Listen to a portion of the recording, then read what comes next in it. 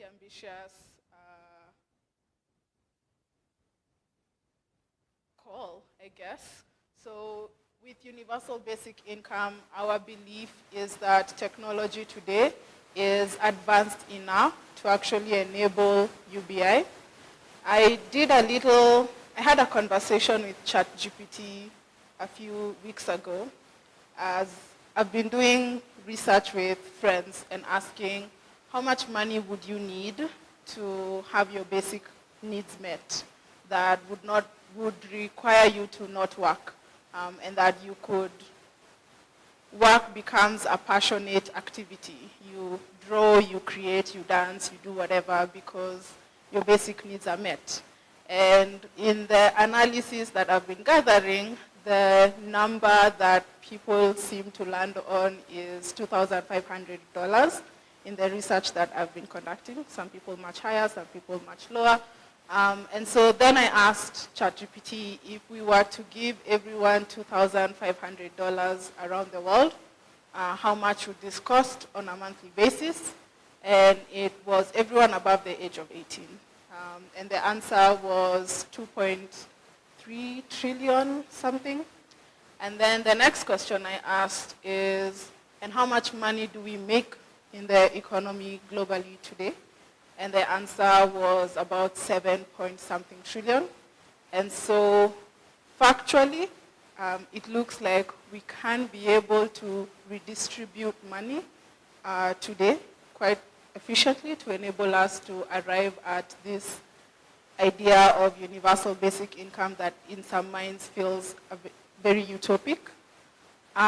So that's just a high-level conversation that I was having.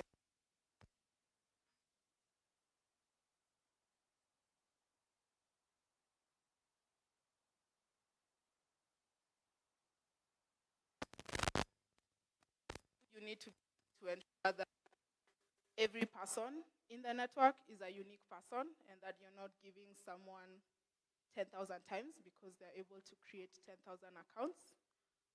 And then how do you do that in a privacy-preserving way? Then we landed in the technology that we built. I'm sure we'll talk a lot more as the session goes, but that's a quick intro.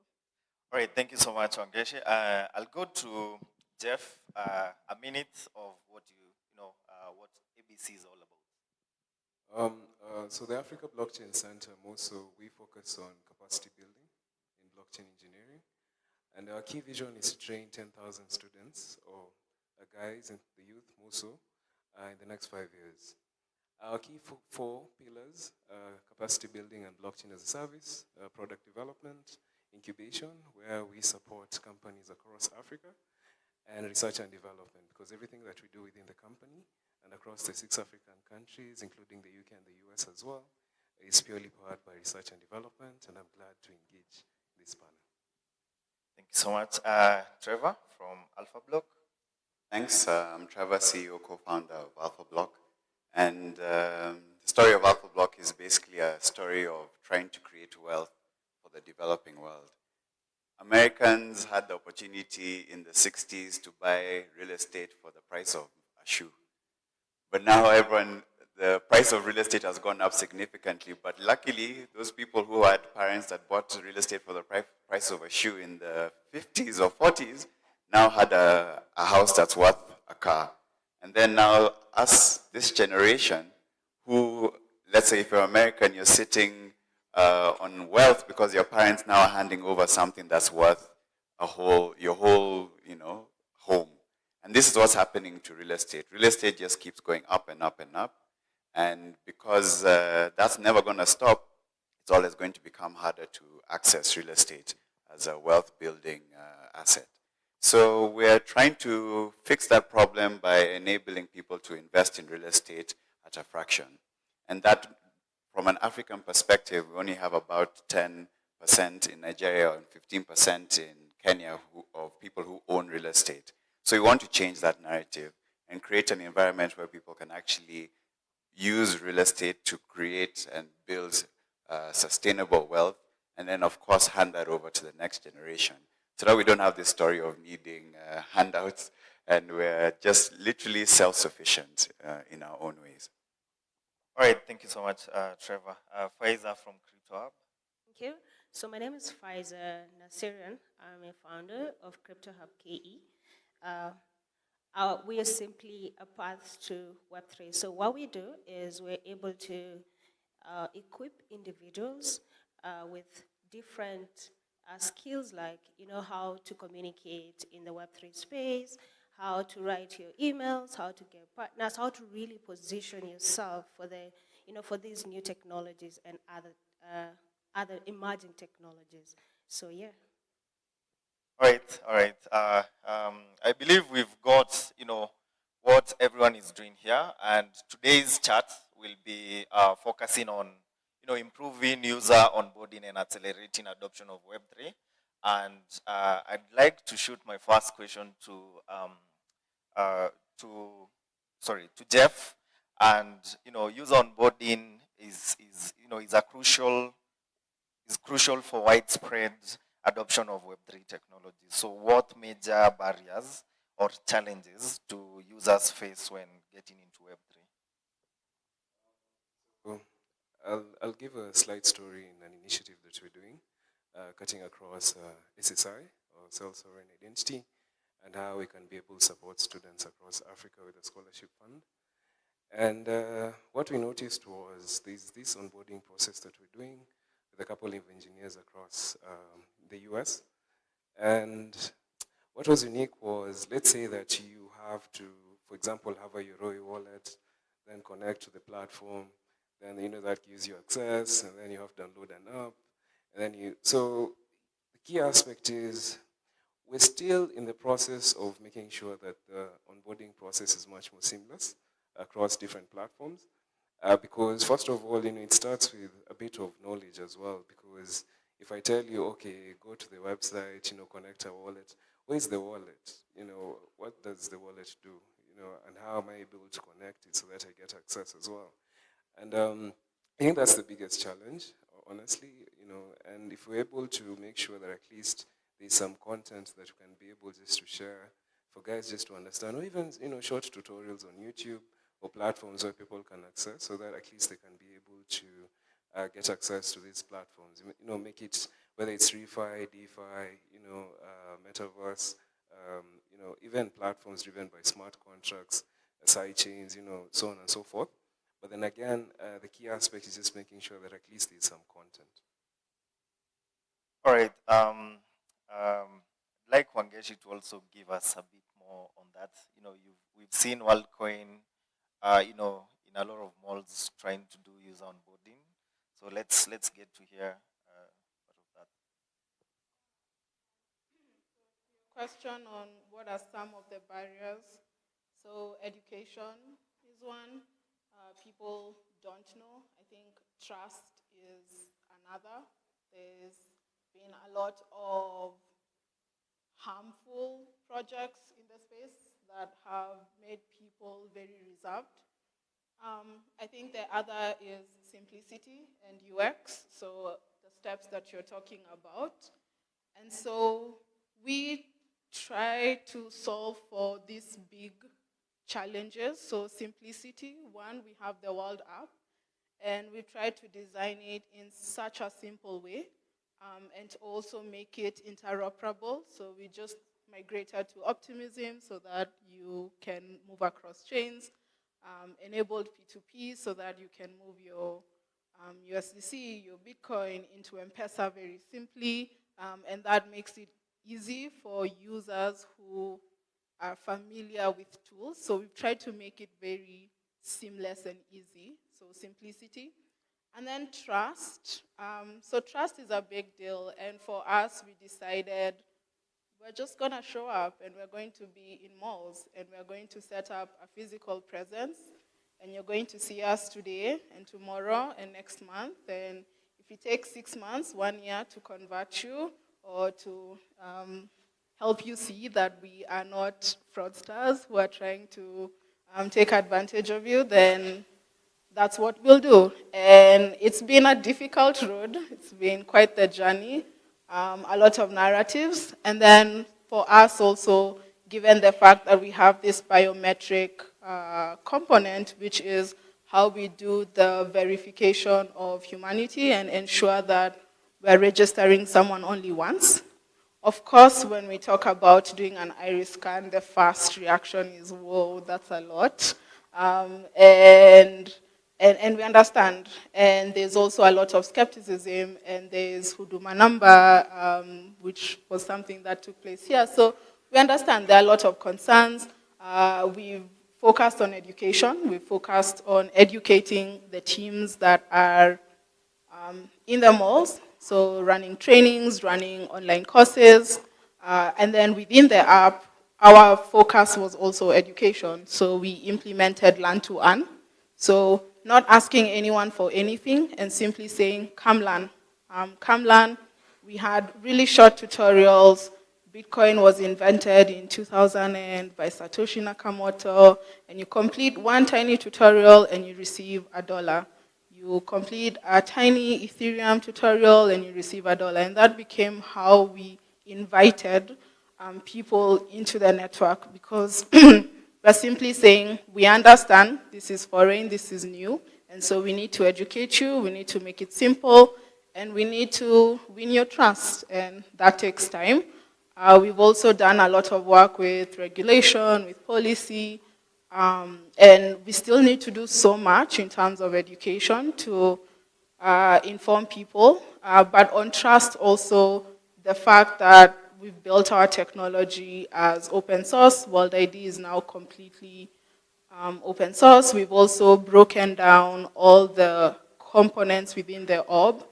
So the biometric device, about 98% of it is fully open source.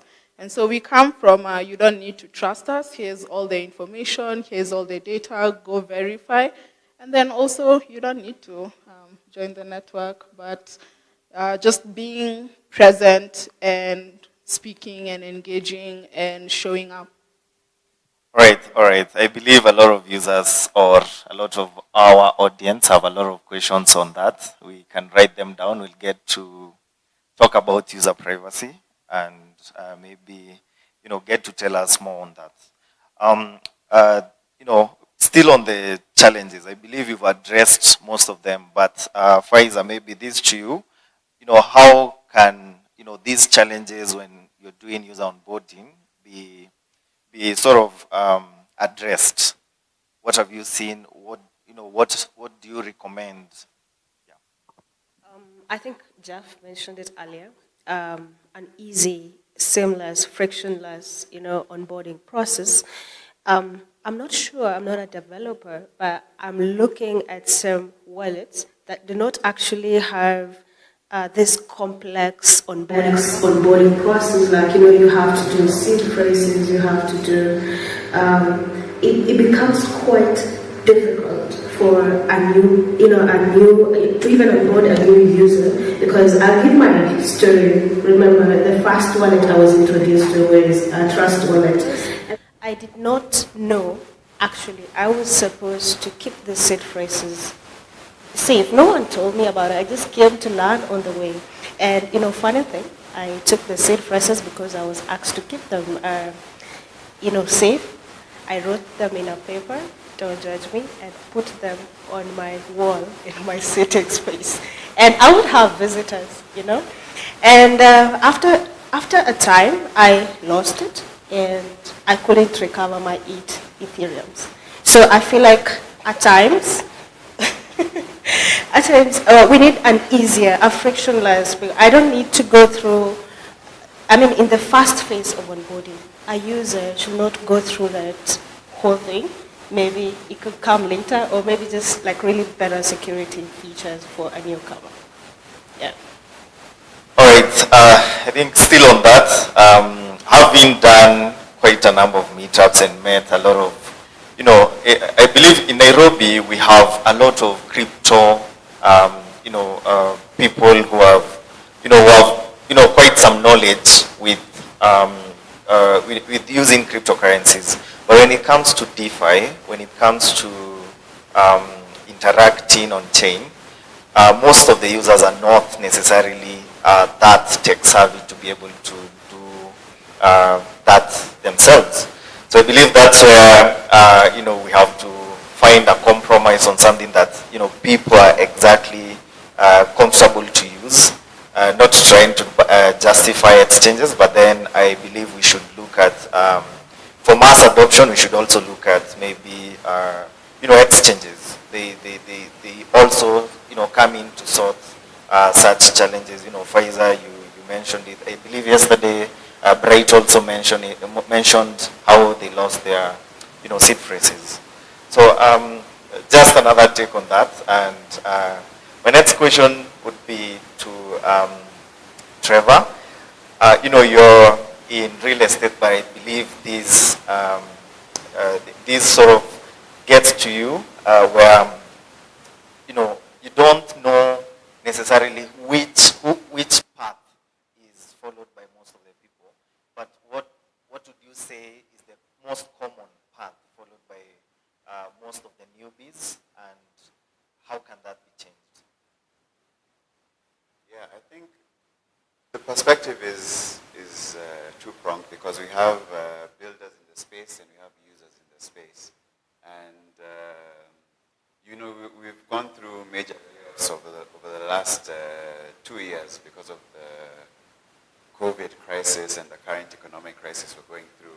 And people are aware that we're actually going through the biggest wealth creation event of human history. And so they're like, okay, I was fired. I thought that was my dream job. And I hear guys are making money in crypto. So what's this crypto thing?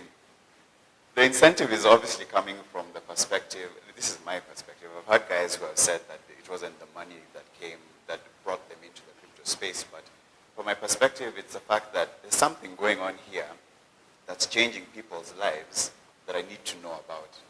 So those people who enjoy product development, enjoy marketing, enjoy software development, they're realizing, oh, I actually have a chance to do what this company was doing. Maybe they're in a fintech, maybe they're in an e-commerce business, but I can rewrite the script and do it myself like 1,000 times better. So this opportunity is coming up and people are realizing that I have the opportunity to take my life into my own hands. So that's on the builder perspective, and that's what I believe a lot of people have been doing, and that's most likely why everyone is in this room as well.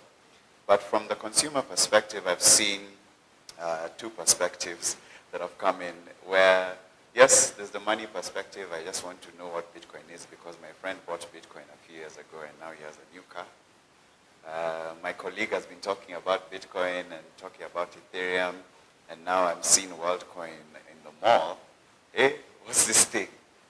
But they're also hearing a lot about fraud and how people have lost money, and unfortunately, most of the stories are like, is this thing real or is it fake? So there's the positive and negative on the consumer side in terms of how people are learning about it, but I think primarily it's coming from the fact that you can use this new magic internet money to change your life. All right. Okay, quite interesting. I've seen a lot of guys get into the space through scams. I don't know, any one of us got into the space through scams? Like, was introduced to an investment, platform? All right. Quite interesting. Jeff, maybe, you interact a lot with newbies, and what has been the most common path being followed by them? Is it, the investment side? Is it the, trading side? Is it the dev side? Yeah. I think the most common path is access to a new revenue stream channel. Because at the end of the day, people want to do cross-border transactions much more cheaper. They want to get full control in terms of their transactions. They want to know when a transaction is done and remitted because of the transparency aspect of blockchain technology. And they want to feel, as mentioned by my fellow panelists, trust, which is key. Recently we've seen the hack which has been happening, across M-Pesa, KPLC, and all these other platforms that we normally use every day. And to be very keen with that conversation, it's sprung out a new conversation. And this is where that most people, 6-7 months in, just use the M-Pesa wallet to do transactions. Like the guys who didn't even have fiat currencies in their wallets. And even some even stopped carrying their wallets, they just carry their phone. Because I know with my phone I can be able to initiate any transaction. But the SDK was still operating as normal. It created a new verge, because now people are asking, okay, is this thing secure? Is my money secure? And this is now, that conversation drove new development methodologies, because now people are coming with new action to earn models, designed to earn, as we had in the metaverse conversation, learn to earn, run to earn, so on and so forth, because now people have figured out but also how can you connect it back to the real world, through either an oracle, as WorldCoin mentioned, or through multiple initiatives that can also spring out and create new behaviors as well, in our societies. Because then again, different protocols again are driven by communities. Communities are driven by psychological connections. Psychological connections bring out new initiatives, and that brings out new incentive and reward mechanisms.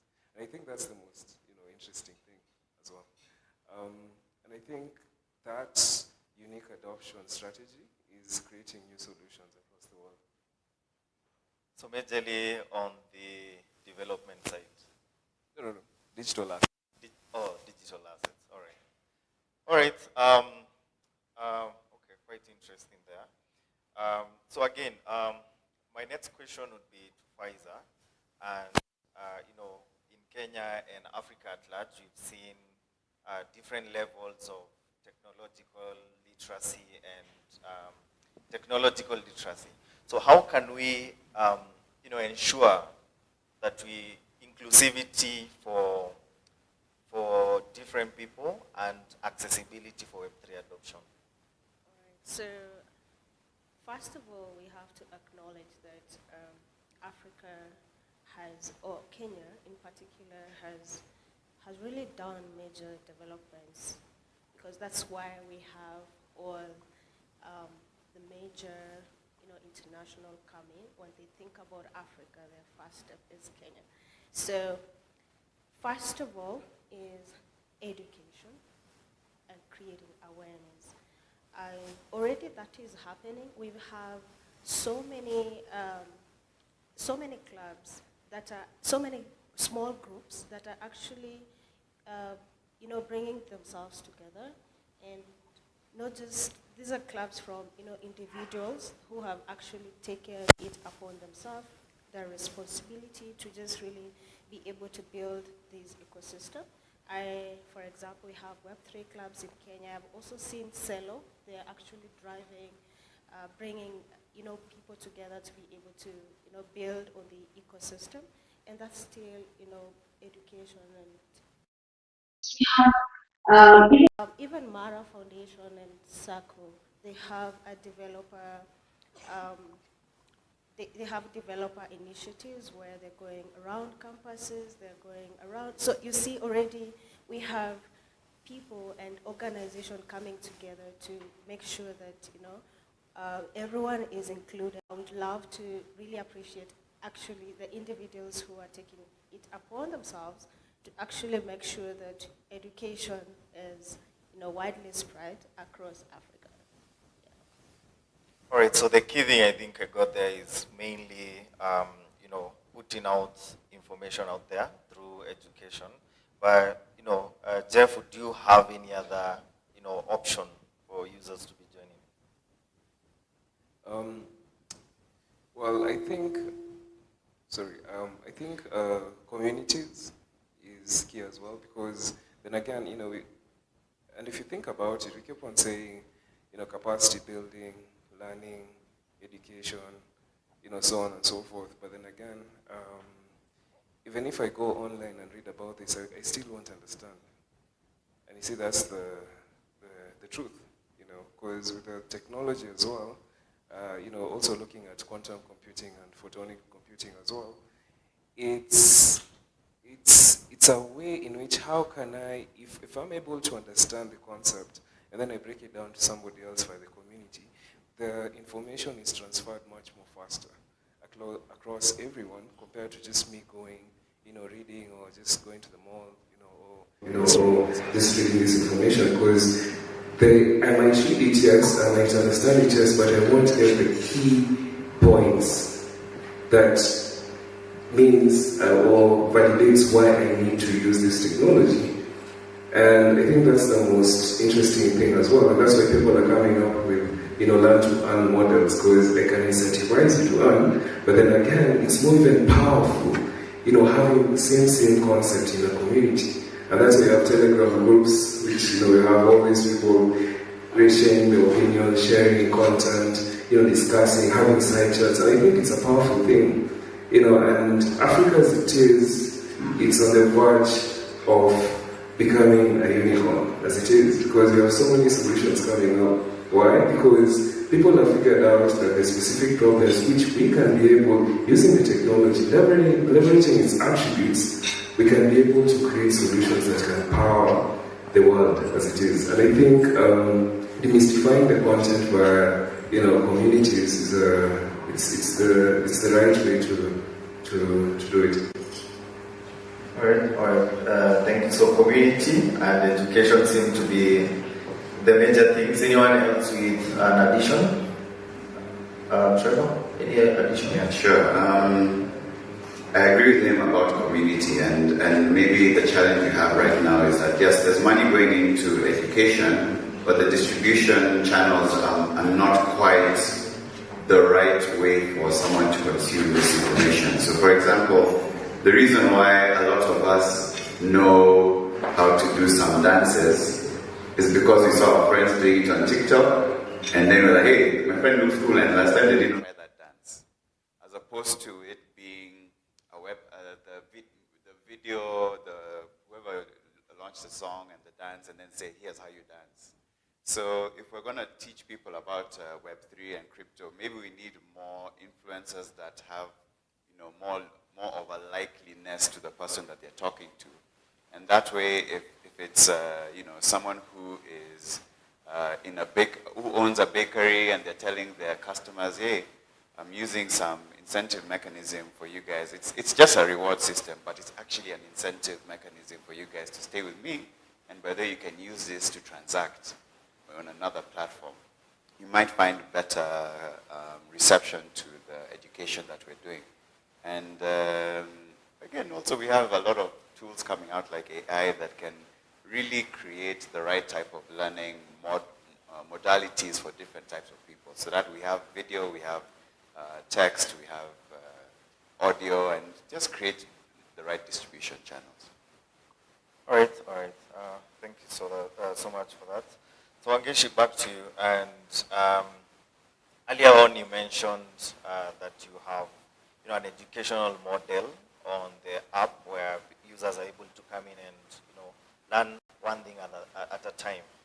So other than and we've seen tokenization mechanisms like learn to earn, and I believe that's one of the plays we a lot of people have adopted to try and have a large number of user base. So from that perspective, other than monetary incentives, what other strategies can be used to bridge the digital divide and enable broader participation in the Web3 space?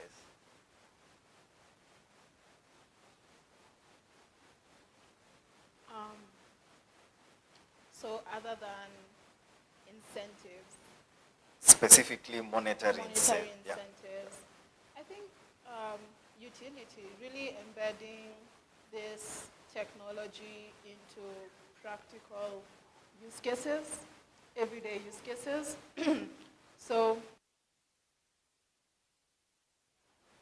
for instance, payment transfer, sending money from here to Portugal, to the US, to anywhere really, becoming very easy on-chain using crypto, but a little more difficult using our traditional banking infrastructure.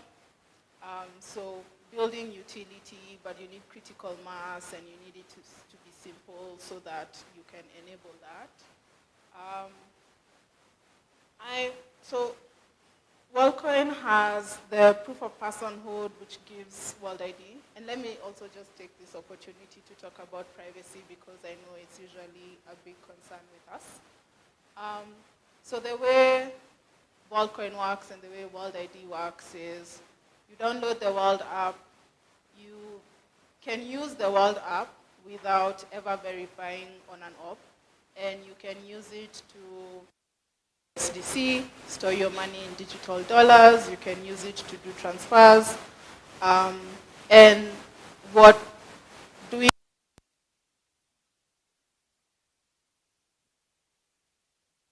does is it unlocks more features and more benefits. One of the features is this learn to earn incentive, and then the other is really the World ID. And what World ID is you'll do a scan, the orb will automatically delete that picture and only send the iris code, which is a numerical number, and we'll check, does this numerical code exist in the database? And if the numerical code, that's the iris code, does not exist, we then cryptographically generate a World ID. And what a World ID is a unique proof of personhood that says, I am unique, I am human, and I have never done this action before. The action being verifying at an orb. And there is no way to link the World ID to the iris code and back to the eye. And many people have tried unsuccessfully. And it's also why we have open sourced our technology so that people can audit this and verify. So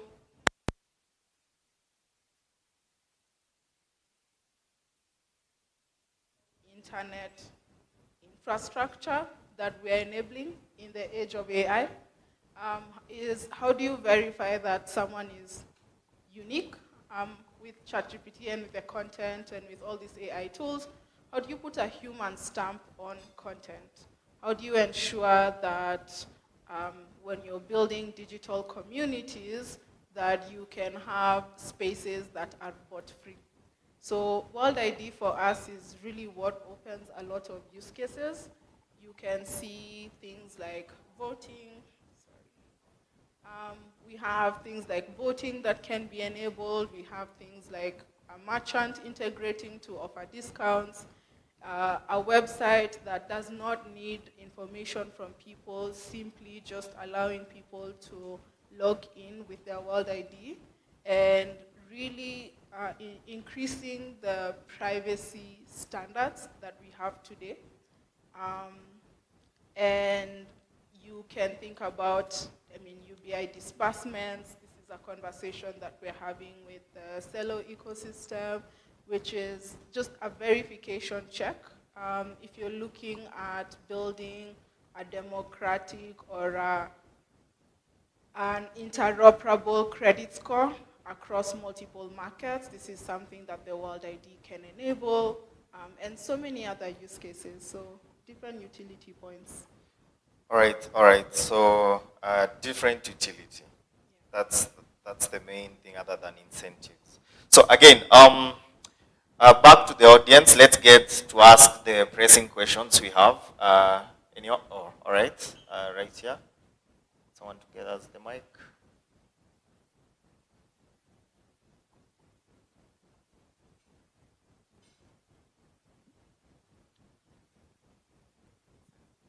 Any other questions this side? All right. Hi, I'm Lujan from Dafri. I have a couple of questions, but I think the main question that I have is for the gentleman from ABC. You spoke just a little bit about quantum computing, and I wanted to know your thoughts about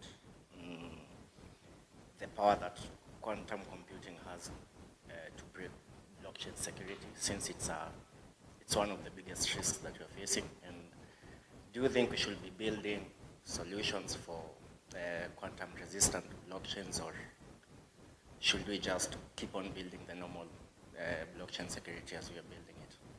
Thank you. Yeah, that's a very interesting question. I remember having that discussion with a professor from South Africa, and the key aspect was that the quantum realm is quite interesting because quantum computing has a capability which we're seeing now. Large language models are now built on layer 0 blockchains. We see neural networks being built on sidechains. We see big data solutions or models being built on blockchain as well. And quantum computing, the key power that it has is it has the brain power to be able to connect different silos of computation and creating a totally new correlation, which is unique as well. If you look at quantum resistance, the key aspect is that it correlates back to the cryptographic algorithm that basically is being used for different protocols. And also the consensus mechanism, or the governance framework as well. How does that look like? I'd say thinking about building quantum resistant chains, as we're seeing right now with guys building on layer 0, is quite unique because you're using, for each blockchain that you build, you're building a solution from each blockchain, whether it's a layer 1 or layer 2, you're utilizing the cryptographic algorithm, because I'm sure you don't build your own cryptography, isn't it? But then again, quantum resistance goes to the granular aspect of the compiler and the cryptography and checks, okay, how are you securing data? Because it's strong enough, it can do faster computation correlations, super fast. But then again, the key aspect isn't to break the blockchain, but it is more so how best can you layer a new layer of security on top of the initial cryptography. So quantum resistance, it's still new as well, because there's a lot of mathematical calculations being done on that realm just to make sure that it's secure. But the key aspect right now is layering a new layer of security on top of the initial cryptography. It's a layer 0, layer 1, layer 2, hybrid, consortium, doesn't matter. But the key aspect is it's just layering a new layer of security. So we shouldn't be worried. Not yet. All right. Second question right there. And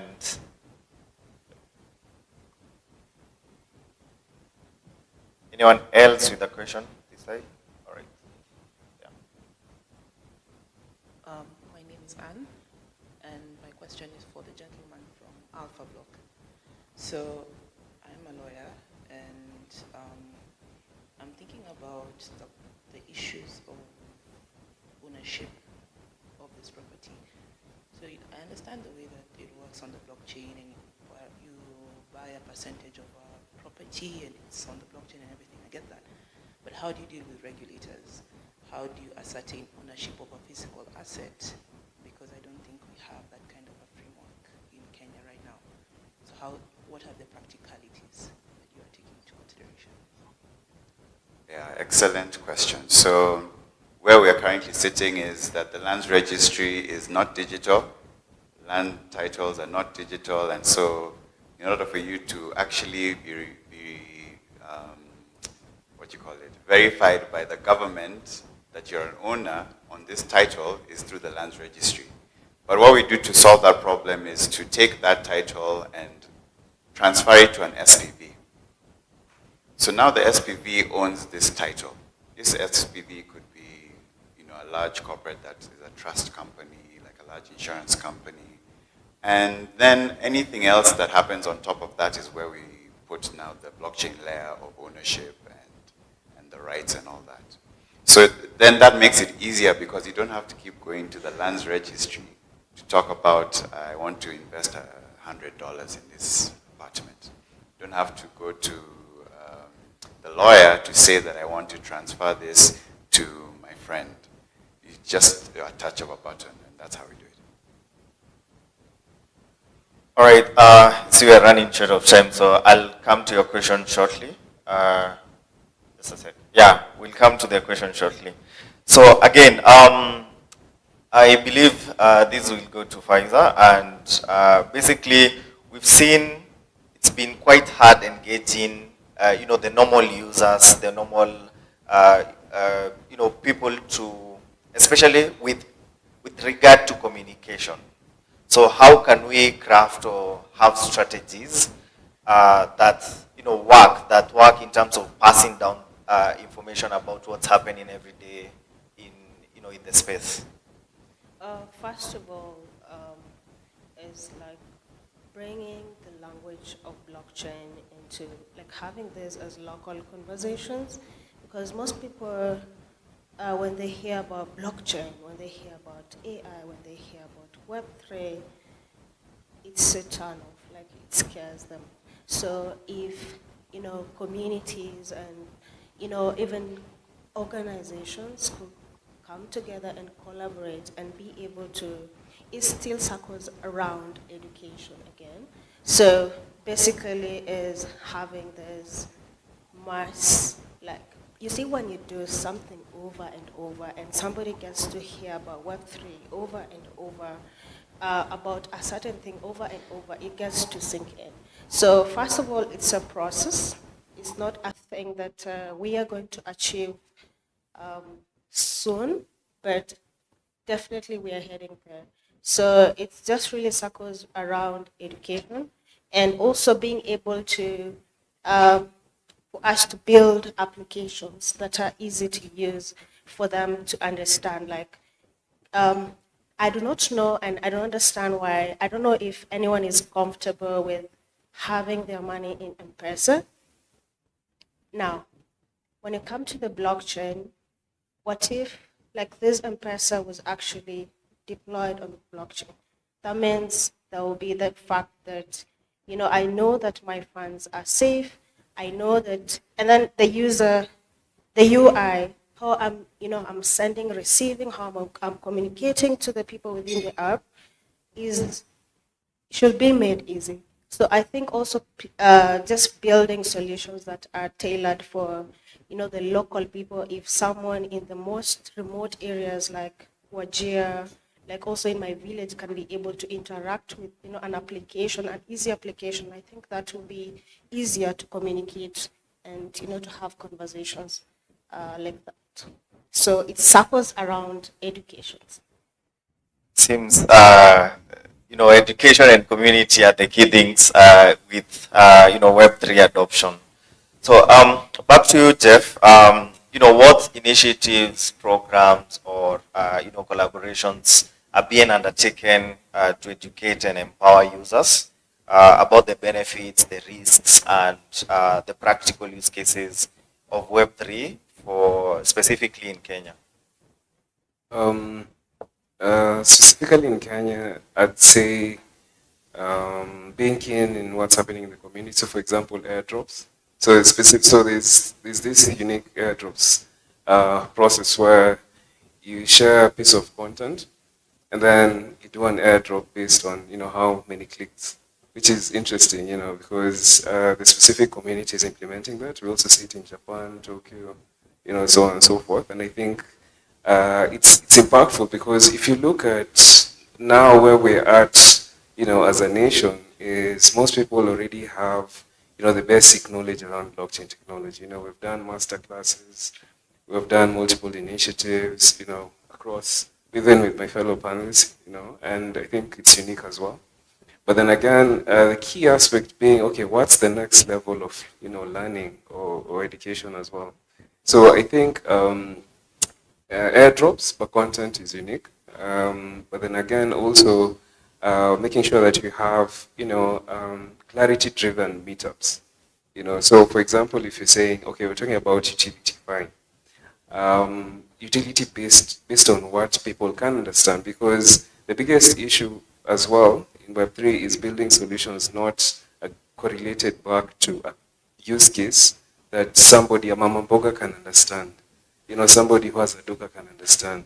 Because the biggest contributors to our economy are micro, small, medium enterprises, small, medium enterprises, and small, medium businesses, which I think if we're able to connect to their language, on how we also tailor our content, I think it will be more impactful. And I see that, drive in terms of evolution and how we demystify blockchain technology. Trevor, your take? That's on the incentives and trying to educate the masses. Yeah, and possible, how to get around them understanding the risks. Yeah.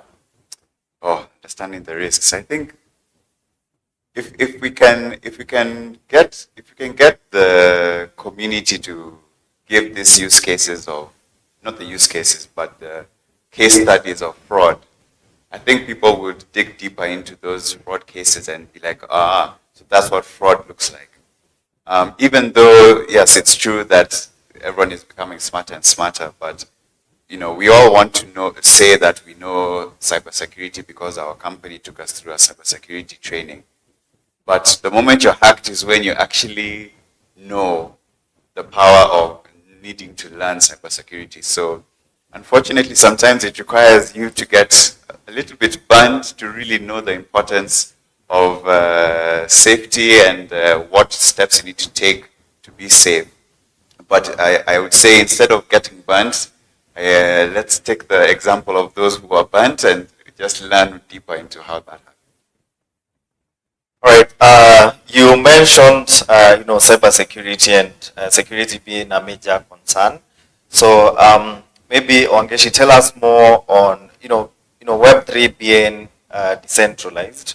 It again introduces some security concerns and considerations. And, now how can we strike a balance between ensuring, the security, but also, not making users go through a tedious process when they are being onboarded? Yeah, great question. And security is really a big part of how we spend our time thinking about the design and the infrastructure that we're building. So security is fraud resistance, it's the design, and it's how you design things from the very beginning. I'll give an example for how we've designed or how WorldCoin protocol and systems are designed. You have on one end the wallet, which is completely delinked from the world ID. You have the world ID completely delinked from the scans or the iris code. And so if you think about hacking, if someone were to hack, say, world ID, they get numerical codes that point to nowhere, that don't have any wallet information. If you think about the self-custodial wallet, which is what we are, that enhances security because it means that a person has full control and full access to both their private and public keys. So I think taking the path of self-custodial wallets is a great direction for DeFi. It does increase responsibility for the user because I then need to be able to remember my passwords. I then need to be able to ensure my security. But I really think it boils down to the design and the infrastructure and not thinking about security later on as you're building your project, but thinking about it at the very beginning when you're building the base layer.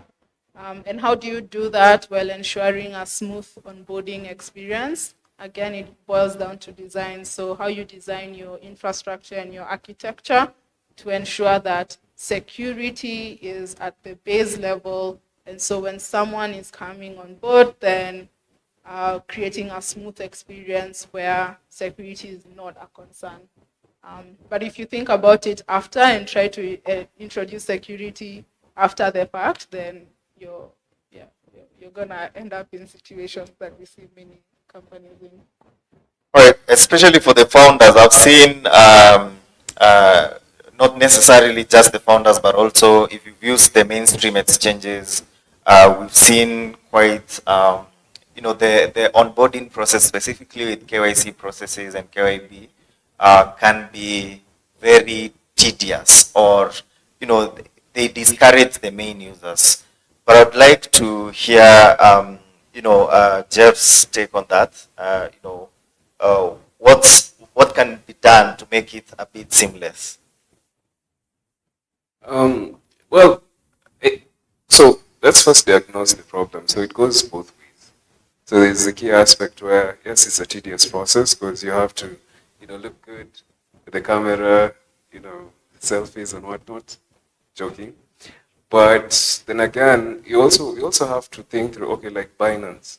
So what is it worth for Binance? Well, Binance can be able to KYT, know your transaction based on all that information and be able to verify you, if you're using your seed phrase or your secret ID. But then again, I think the easiest way is on how we can be able to aggregate that information in a pictorial presentation, but in a much more secure way. And that's why we're seeing something with quantum computing around secure QR codes that can be able to give you terabytes of data if you just are able to scan it and demystify the model as well. So I think the easiest ways on how we can be able to leverage also, big data storage in blockchain like storage or IPFS, interplanetary file systems, and how best can we be able to create a pictorial, just scan it, but get all that information is I think it's the way most exchanges and whether it's a centralized exchange, decentralized exchanges, taking up such an initiative. All right, maybe an addition on that. Still, I believe there's, the presence of soul-bound tokens should help us, not giving data out to specific, every other exchange or every other outlet, but having that token should be able to, sort of authenticate you.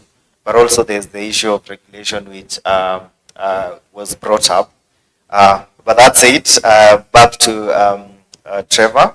So what security best practices should users be aware of, and how can the industry address security concerns without overwhelming the users? Yeah, security, compliance, they go hand in hand. Security and online is where people are starting to realize that it's actually my responsibility, my individual responsibility to take care of mine and my people, which could be your organization, your phone, your Netflix account. Just taking that ownership of your security needs. And once people start taking ownership, whatever happens in training and education starts to actually take much more of a solid shape, because someone realizes that, hey, this email address that has a link, I think I shouldn't click on this. Let me just ask just in case. But if you don't take ownership, you're like, I think IT will deal with it. Let me just click on the link. So that's one of the most important things when it comes to security. But then also from an education perspective, creating an environment of continuous learning and continuous reminders. Because there's a reason why there's a sign in all buildings of where the fire escape is. So even organizations and communities need to create that type of framework of reminders of don't click links that that you don't trust. Make sure you have 2FA on your devices and so on and so forth. So I think that's probably where we're failing, maybe in terms of continuous engagement on security, best security practices. It's seen as a thing that you have to do. It's a tick box that you just have to get done because your regulator will check whether you've done your security training. And you do the security training, people get 40% on the assessment. You have any addition? Yeah, I think I just want to really echo what Trevor has said. When it comes to blockchain and really the Web3 technologies at large, security, we have power. We have so much power in the things that we are consuming and also the things that we can build. And just to think really about it, assume you have probably your assets or maybe some of your finances on, say, a wallet, any Web3 wallet. It is your responsibility, right? Like, look at it like this. You have $10,000 in your bank, and you wake up in the morning, and the balance is $9,500. What do you do? What is the first thing that you do? What do you do? you have to call the bank. Why? Because you gave them the power. They are responsible. You need to ask them, where is my $500? That means security is, you have given the power to somebody else. I'm not attacking any bank. But when it comes on this other side, when you lose your money, you have no one to ask. So it's totally your responsibility. I have had recently, about for 1 month, I had a wallet that was compromised. I'm still trying to find out exactly how it got there, because I am a person who really like to know those security issues. So I realized that this person, I don't know who they are. Every time I deposit money into this wallet, he or she or they'll, if it's $1,000, they will take like maybe $200. And before, it took me a long time for me to realize it, you know. So sometimes you might end up clicking on links, or you might end up just getting into forums where you're asked to follow certain steps of, you know, and if you're really not careful and you don't have the knowledge, you're really going to suffer the impact and implications of security. So again, just to emphasize that security in this space and in this tech space is your personal responsibility. Thank you for that. I believe an addition of that would be, especially for users who are using, DeFi, an understanding on what to be doing and the best practices. We need to communicate these to them. Back to you, Wangeshi.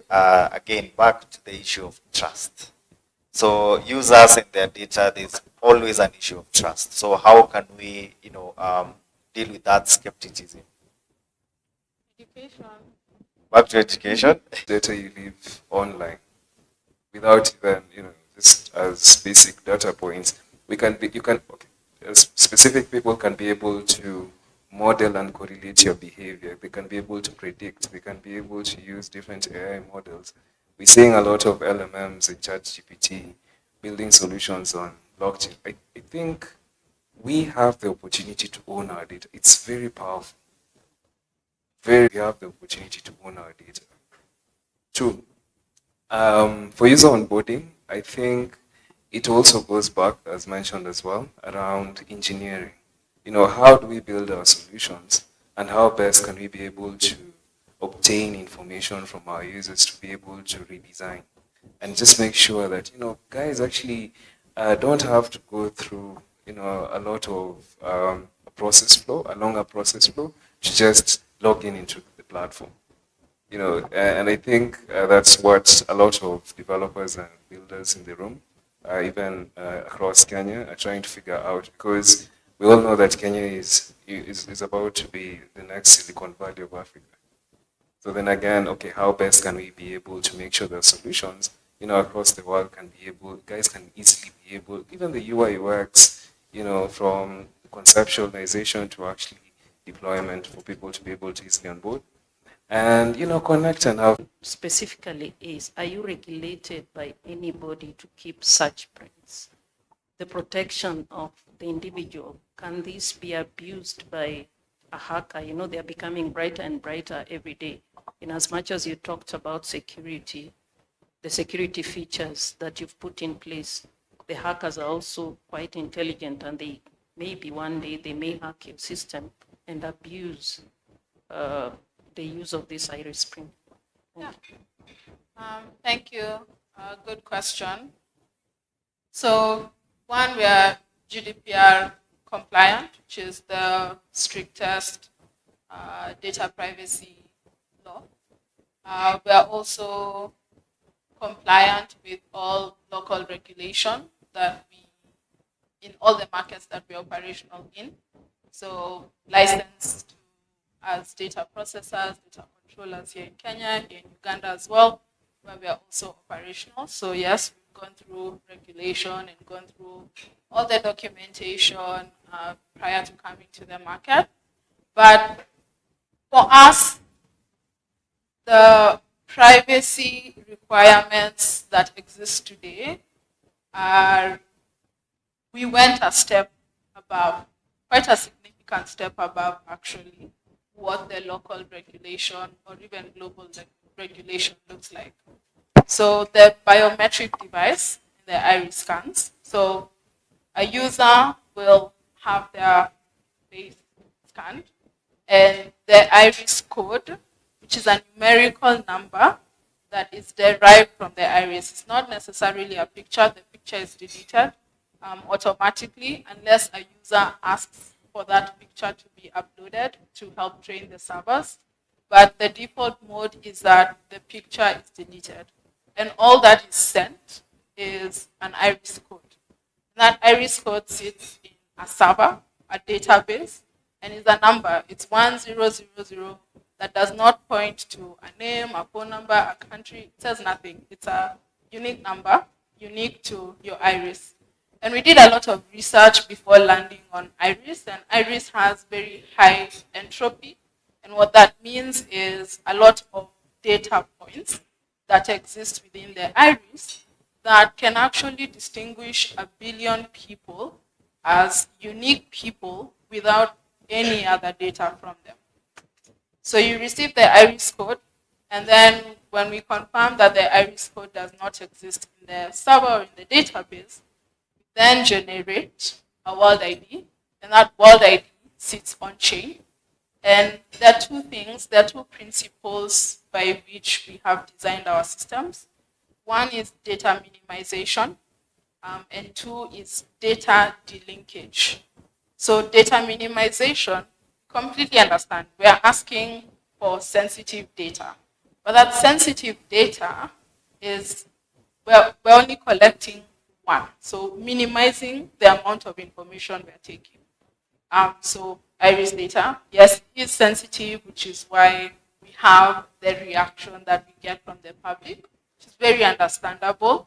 But once people actually understand the technical infrastructure, they understand that the concern is actually very little, because if a hacker were to hack, and World ID is open source, if a hacker were to hack, you'll see numbers, and those numbers don't point to, so that's the response there. And there's also the fact that because of how we have built our systems, if you're logging in with World ID, your data is not being passed around to different applications. So there's no app tracking whatsoever, which actually very much solves for and empowers this ability for users to own their data. All right, thank you for that, for clarifying that. Two more questions as we wind up. Please remember there's some tea at the back side. Those of us who'd like to have some, can feel free to go and serve over there. Next questions. Which questions do you have? And these and three. So these three, make it brief. And for my panelists, please make it brief. Less than 30 seconds, please. All right. Mine is not a question. I think it's something to think through. I have heard you talk about regulation and policies. Initially, when blockchain was introduced, it was supposed to be decentralized, scalable, and secure. Now, when you bring the issue of centralization, regulation, it cuts the issue of decentralization. So by maybe in the afternoon, you can take this time to think through and see, do we really, if blockchain is going to be centralized, it's going to be regularized. So will it beat any logic having it regulated? What's the purpose of having regulation? We can talk about this in the afternoon. All right, thank you for that. Right there.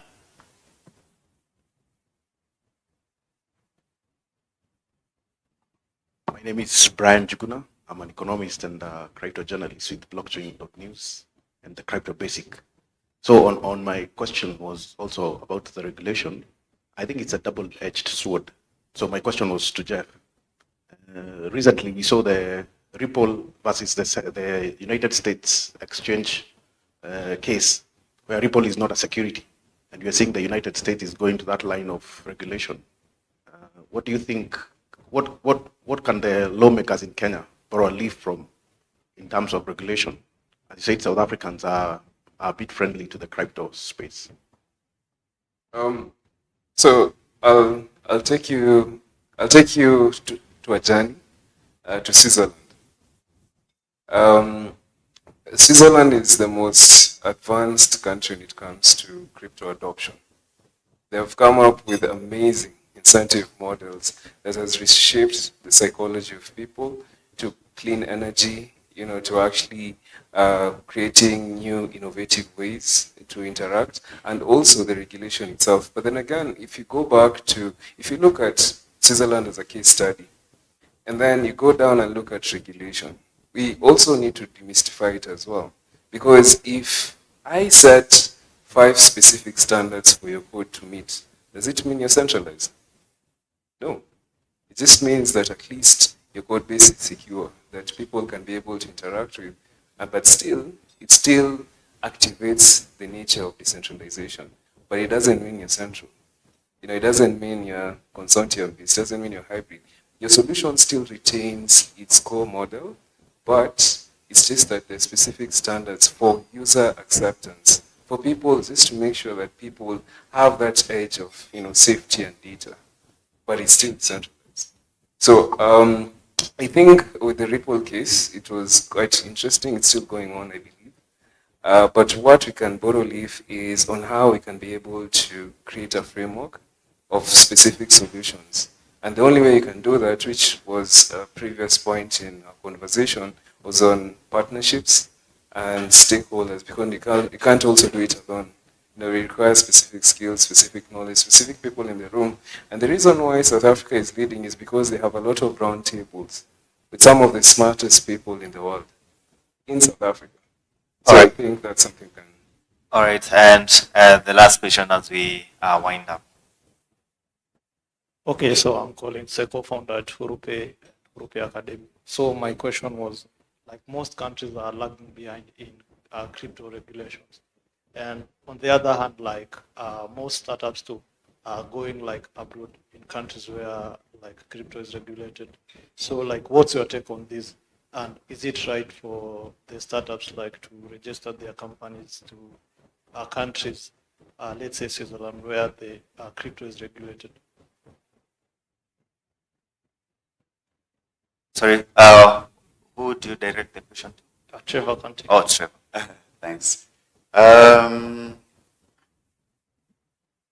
Everything is changing very quickly, and the regulators are aware of that. Yesterday, we had on the stage we had the chairman of the Kenya Bankers Association's crypto task force. And they were talking about how the Bank of International Settlements, which is the regulator for all central banks, has also given the guidelines of how to regulate, hold, transact in crypto. So this means regardless of which country you're in, regulation is going to come eventually. So what I would just advise is if you're building a business, build a business for the problem you're trying to solve, regardless of which market you think is more friendly for regulation. Also, one of the VCs in the morning from Imago was talking about the fact that they don't really see regulation as a barrier to entry. And if VCs are also saying that, then that's a hint in terms of the stage at which we are in terms of regulation. All right. Just to add on that, you see, the world has become like one village, right?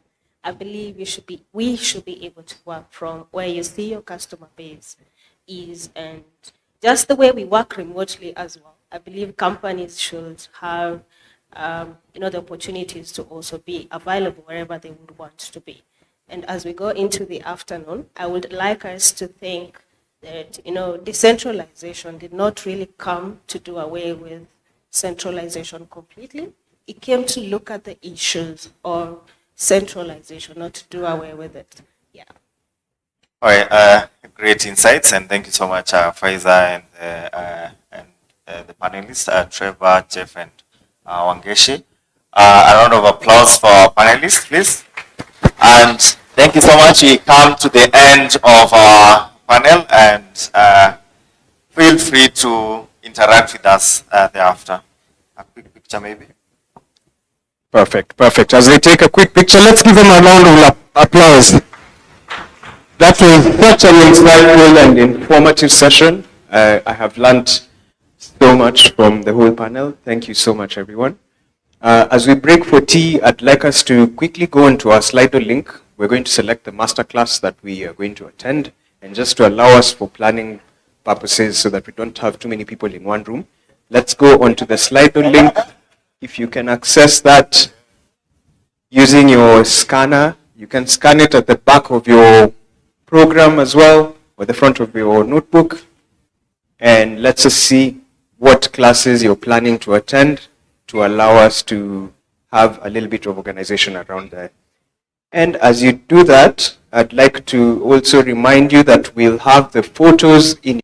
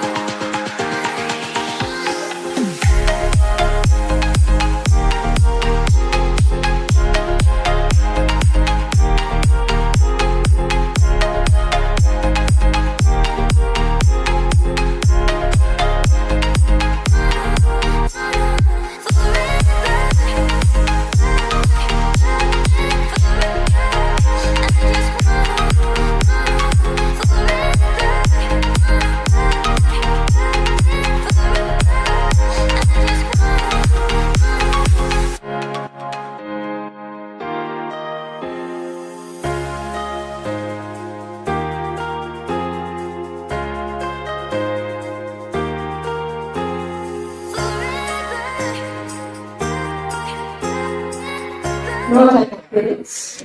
You can sit either side. Make sure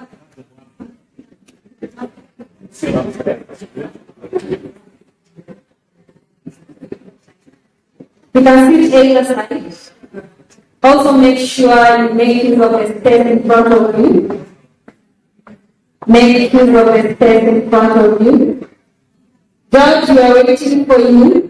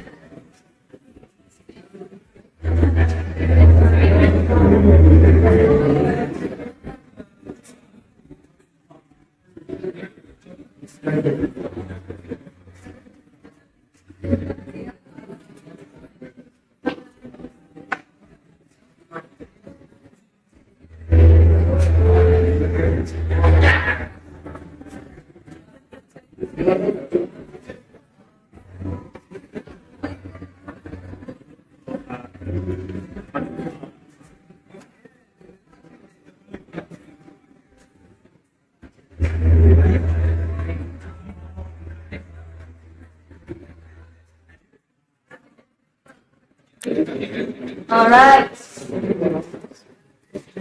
Good afternoon, ladies and gentlemen. How are you feeling? Yeah. How are you feeling? Educated.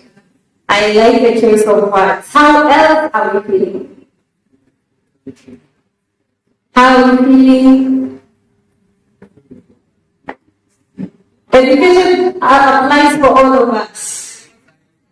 Excited. All right, thank you very much. My name is Shina Waswa, and I think I'll be taking us through the session this afternoon. And first, I'd like to request some distance. Yeah, you can see I'm not already. As we're going to do a little exercise, I know it is some lunch, but we need to do a little exercise. I'll not ask you to jump that high. Alright? Alright. This is a song that all of us are familiar with, so I'm not a dancer myself, so follow my rules that you follow this. Sawa. DJ. We know this song. Come on. Alright. Let's assume we are moving, okay? Let's assume and do this. Up, down, up, down, up.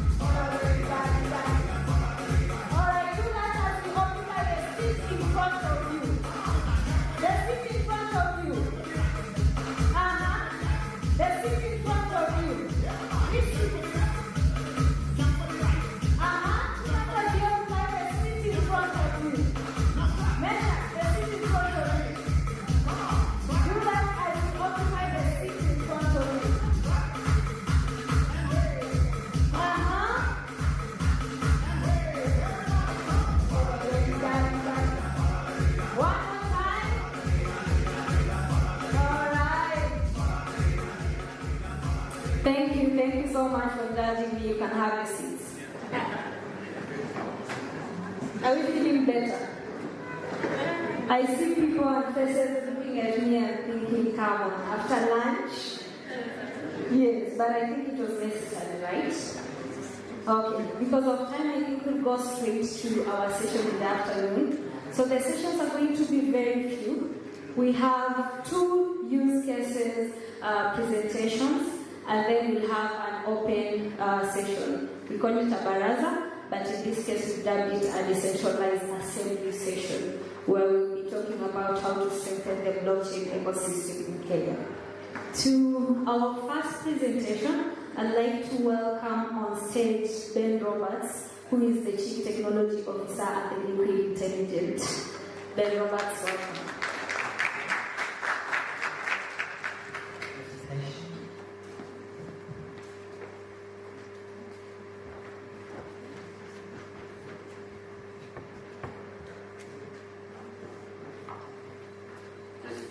All right, thank you. Yes, I'll just call as you do the slides. So, good afternoon, everybody, and happy Friday. It's nearly the weekend. My name is Ben Roberts. I'm Chief of Technology and Innovation at Liquid Intelligent Technologies. We do a number of things, connecting fiber and data centers across Africa.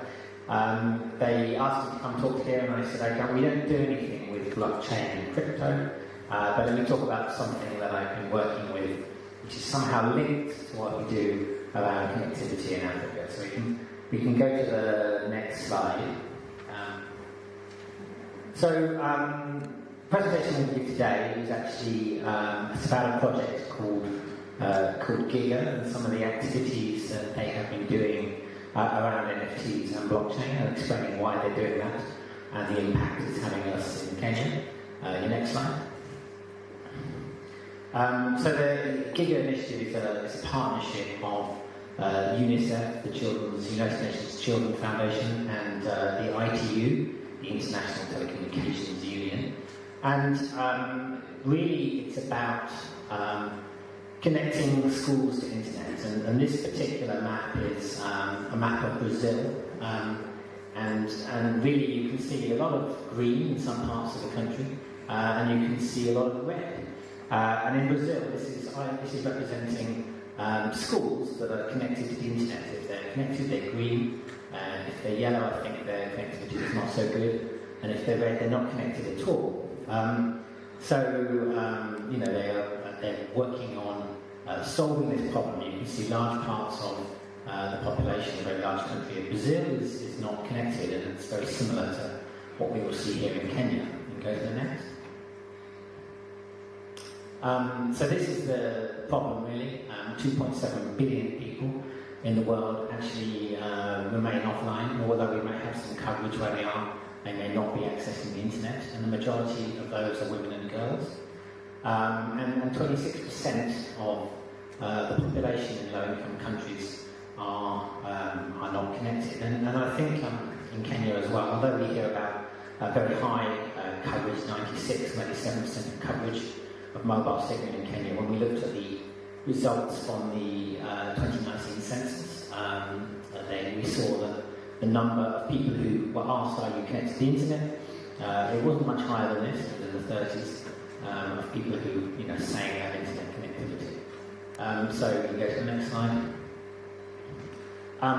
So really what the Giga project is aiming to address is to address the digital divide in a big way. The ITU have made this part of their agenda. But it's starting by focusing on connecting schools to internet. And this is a typical computer lab in a school in Kenya, in a secondary school in Kenya. It looks like this. Probably CPUs, CRT monitors, could be 15, 10 years old. And then this is a lot of what a lot of people are using in their computer studies in high school. But the digital divide in Kenya was really exposed very much by the pandemic. Schools were closed, and although large parts of the world adapted to delivering remote teaching using Zoom, using other tools, or even where there was connectivity in schools in Kenya, people at home, the children didn't have the home at home didn't have mobile phones, didn't have laptops, devices. So really it was very much only the high-end private schools in Nairobi and other cities that ended up delivering any kind of learning at all while the schools were closed. At Liquid, we've aligned with this project, with the UNICEF Giga project. We're working with them. We'd previously connected about 300 schools to internet in Kenya, and now with UNICEF we've connected another 200 secondary schools since then. But we're working with them on a global level as well, which I'll explain. But you can go to the next slide. This is explaining what the project is all about and the method of the project. So first of all, before trying to connect all the schools in the world, I showed you a map at the beginning, but the reality is that a lot of governments don't know where their schools are. We do have some good data in Kenya from previous work, open data projects and others, but other countries I'm working in, you get very sketchy information. You go and ask the ministries of education, they have a list of schools, but they don't have the locations, the positions always, the addressing systems are not there. So mapping the schools is the most important part. From that, you can make a high-level evaluation of what it will cost to connect all the schools. And then the next job is to find financing, helping governments find financing to connect schools. The words are very hard to read here, so you can see the big words. But connecting is the next step. Having found financing, UNICEF for the projects in Kenya, they found some donor financing, but they're helping governments across the world finding large amounts of financing to roll out connectivity across all schools. You can go to the next one.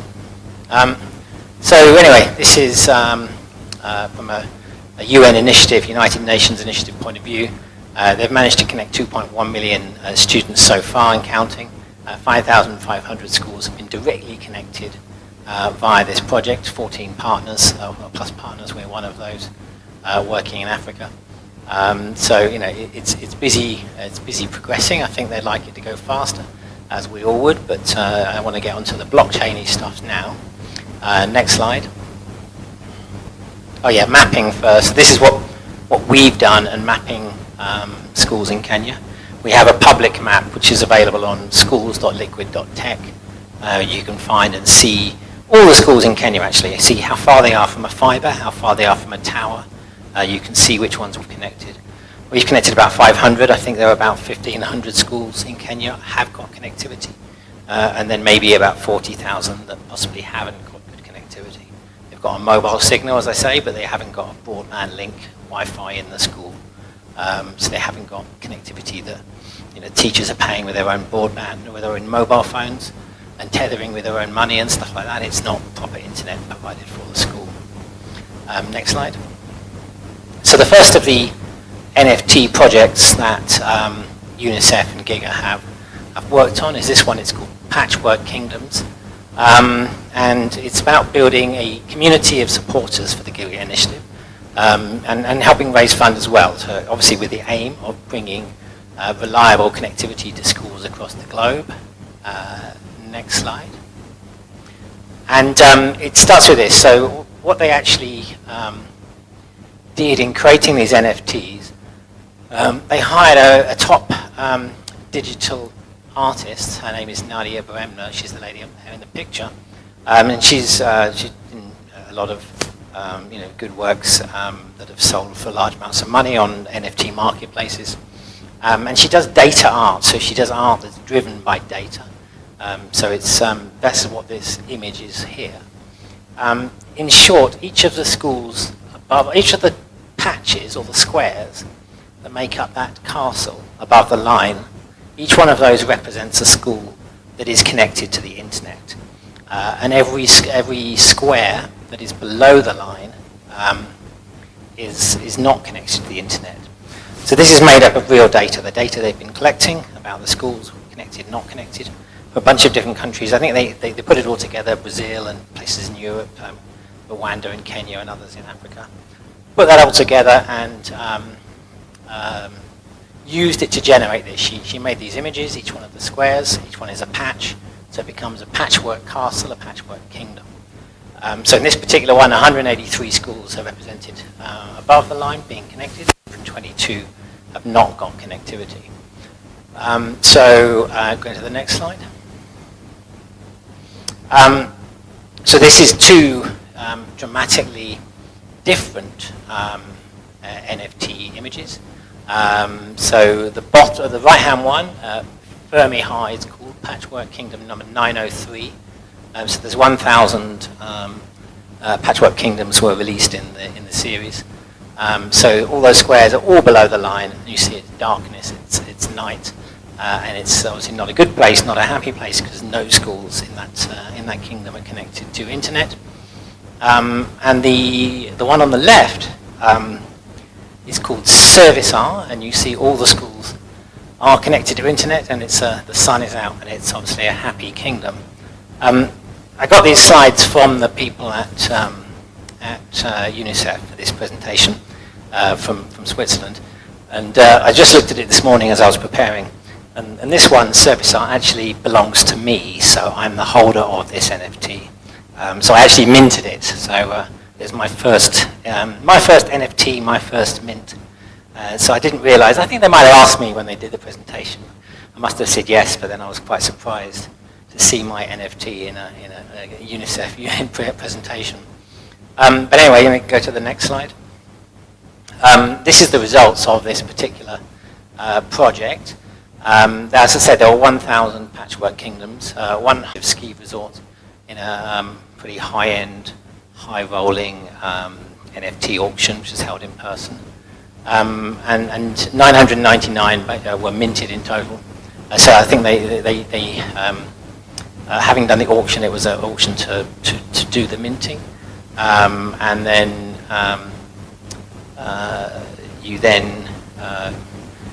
they had a draw, so they had a lottery, people signed up and they had a lottery, the first lot got to mint the second or third lot. I think I minted mine in the third lot. So the money raised so far, it's 240 ETH has been raised so far. How much is that now? Anyone know? $1 million? 132, okay. Yeah, so it's quite a lot. This money raised is all being used to go directly into connecting schools to the internet. So it's being used to fund connectivity, pay for the capital expenditure to connect schools, and the bandwidth to keep it going. And then also everyone is resold royalties on the secondary market. 20% of the sale value goes back to the project as well for connecting schools. I think 3% is going to go for tax in Kenya, isn't it? Every time we sell one. Let's come back to that. We have the news that the finance bill has been unsuspended this afternoon. So now we'll start paying 3% on our NFT purchases and sales. We can go to the next slide, please. So what are the lessons learned from that piece of project? So after they minted, they did ask me to join the advisory board of this, but the things they learned was really not to underestimate the importance of building your community first. So they did very well in minting, and then hadn't really quite got the community. And people were, what's going on? They felt they'd been a bit ignored at the beginning. It took a while to get the community going. Working with a well-known artist, a successful artist, is a good recipe for a successful NFT project. I think as well they struggled. Ultimately, it is a UN agency, so they struggled that the UN doesn't move quite as fast as NFTs. So that's one of the lessons they've learned. I'm being attacked by a wasp here. And then the United Nations as well is not yet crypto friendly, so I think they managed to get it going anyway. But I think it has raised a lot of money and it's quite active and ongoing within the community. There's a Discord channel for this and it's quite vibrant. We can go to the next slide. So having started to raise some money, they're then starting to look at how they can make this grow at scale, how they can use the NFTs to fund connectivity. I think, I can't remember the exact numbers, but let's say to connect all schools to internet in Kenya, all secondary schools to internet, primary schools to internet in Kenya, UNICEF Kenya estimated to be about 250 million USD to provide connectivity for the installation and the bandwidth. That's just primary schools. So probably it's going to be 500 getting on to $1 billion just for connectivity alone to achieve that in Kenya. So we're obviously pushing with the new government to roll out fiber and do this. But go to the next slide. So having connected 1 million, UNICEF want to look at how they connect 1 billion. So they're thinking about the data they're collecting for the map, how they use that, how they can accelerate sustainable connectivity. So we can go to the next. So having got all these locations of schools, and they've mapped 3 million schools in total, which is a lot. It's the world's most comprehensive decentralized database of school data in the world. So, what they're looking at, what can they do? We hear always data is the new oil. So they're saying, how do they use this oil to raise the financing to connect them? Next slide. So this is the missing metadata. So having found out where they are, they don't know much else about them. So this is a map of Ethiopia. So they know the locations of these ones, but they don't know which ones are connected, which ones aren't. They don't know how many children are there, how many boys, how many girls, the name of the principal, the phone number of the school, etc. So they're looking to how to find this and build this into the data map. Next one. So next project they're working on is they're calling NFT2. So it's quite, that explains it well, but it's a permanent crowdsourced Wikipedia page for every school in the form of an NFT.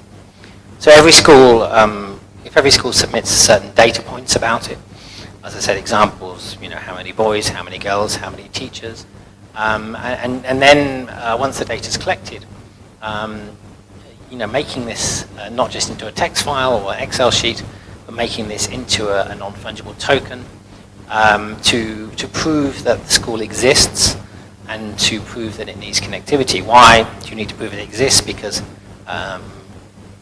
development banks, donors, they need to know that it's there. They need to have proof of the need, and they need to have proof of impact of the spending after they've made that investment. So different parameters at the bottom: classification of school, whether you've got electricity or not, number of students, whether they have computers, IT equipment, and whether the location of the school is correct, is in the right place. Next one. The project objectives is to use the data that's been collected to accelerate the connectivity. It's to create a digital passport for every school in the world using NFTs, and to create a rewarding crowdsourcing mechanism for collecting data. Ultimately, apps or web pages that the teachers can submit the information about their school, and then see as they've submitted the data that the NFT has been created and it exists. The future objective is to facilitate the minting and ownership of the NFTs by the school, and to use that data that the school has submitted ultimately to monetize that data and give a return on investment to help the school raise funding for its connectivity and other needs.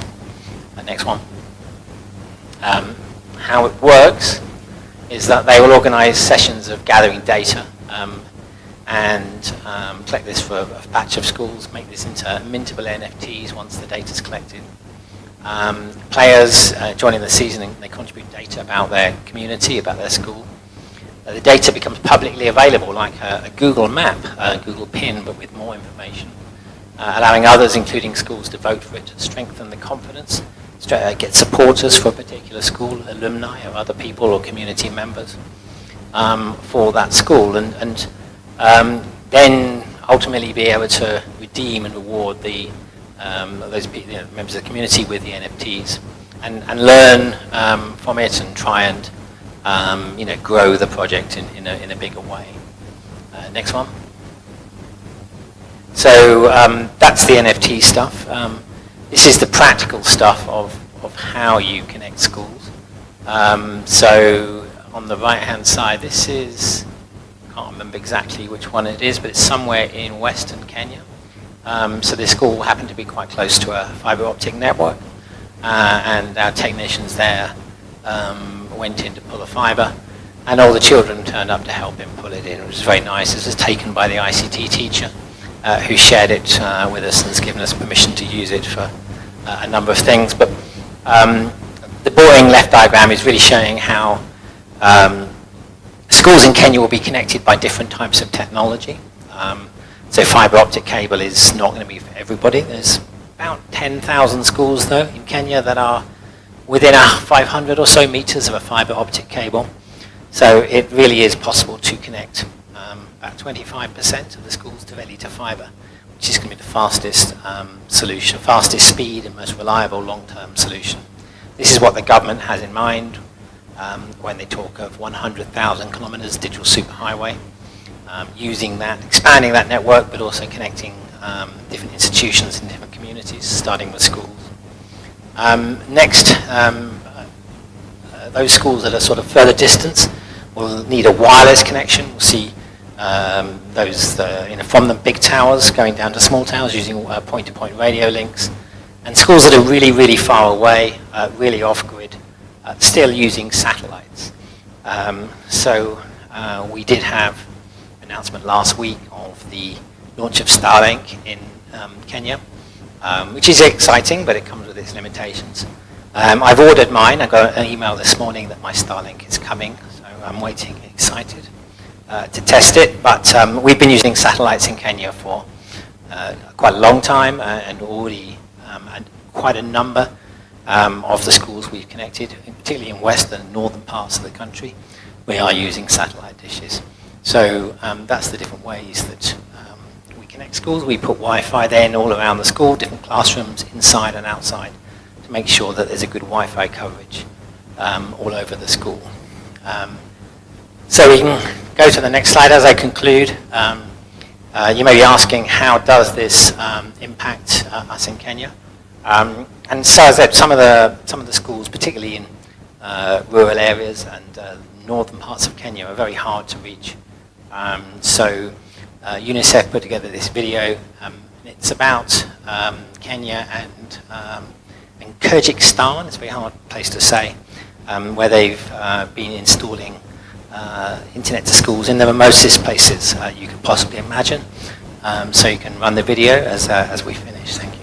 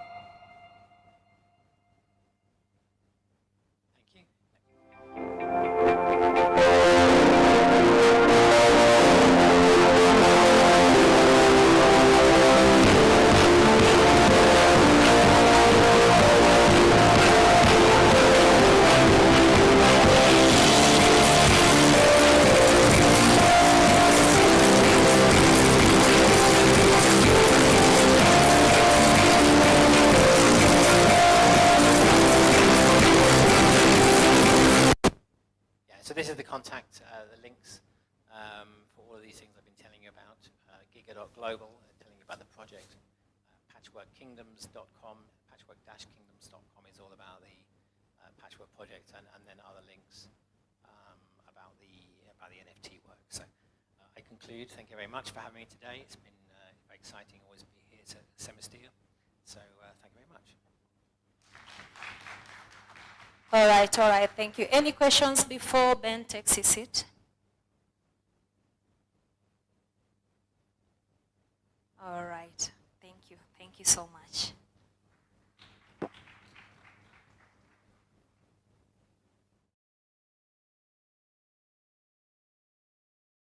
Bilal Brahim, who is joining us online, he is the founder and CEO of FEM. Bilal, can you hear us?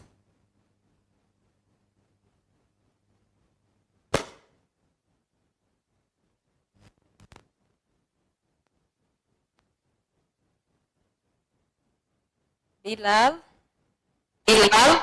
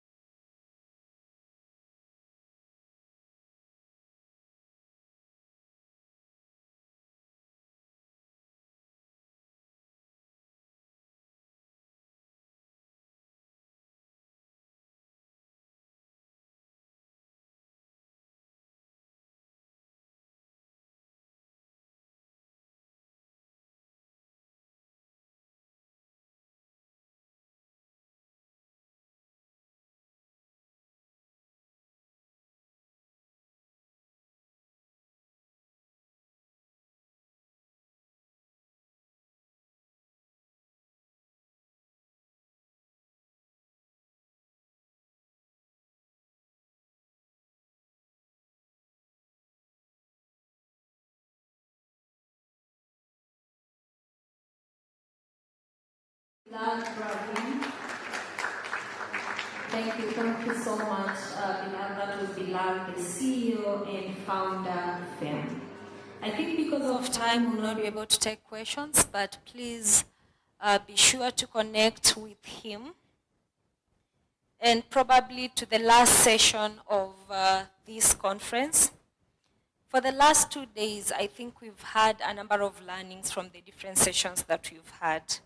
Yesterday, for instance, for those of us who are not here, we had the first panel discussion on demystifying blockchain and cryptocurrency, exploring the trends that are in the country.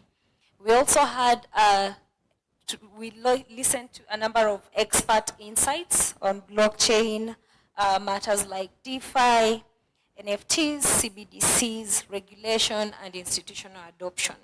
I know we went into a number of breakout sessions and master classes. Today we had master classes on AI, smart contracts, regulation and taxes.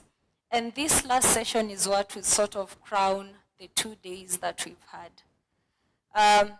This last session is basically called a decentralized assembly. And this is why we are seated like this, because we are saying after these 2 days, we do not want the conversations to end at the second day of this conference. So how can we advance the conversations to build a stronger blockchain ecosystem? So it will be an open session, but it's also important that we have a number of opinion leaders, influencers, and experts to also weigh in. It's important that we get to listen from each one of you, get to know what are the challenges, what are the opportunities that we can explore, what are the synergies that we can create, what can you be able to offer to strengthen the ecosystem, what sort of support are you asking for to strengthen the ecosystem. Without further ado, I'd like to introduce to stage some of the panelists or opinion leaders who will be helping us to shape this conversation and get some action points, as well as their moderator. For the panelists, I'd like to introduce Apollo Sunday on stage, who is the country launch specialist at Luno. Apollo, welcome on stage. A round of applause as he comes. Thank you. I'd also like to introduce on stage Engineer David Lumala, who is the co-founder, Blockbunch, CTO, Adafro Labs.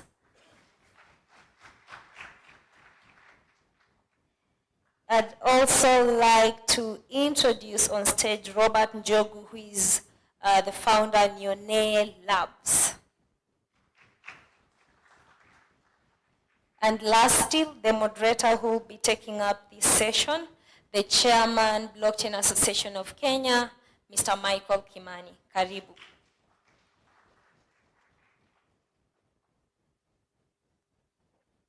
Probably as they get on stage, there is somebody who's left her phone in the dining hall. If you are the one, please find me. And then we are getting instant photos as these sessions go on. So we sent an email with a link where we are updating all photos in case you want to access the photos. You can be able to get it on email through the drip campaign that we've been doing. All right. Oh, I'm being told we do not have gender balance. Yes, none. Okay.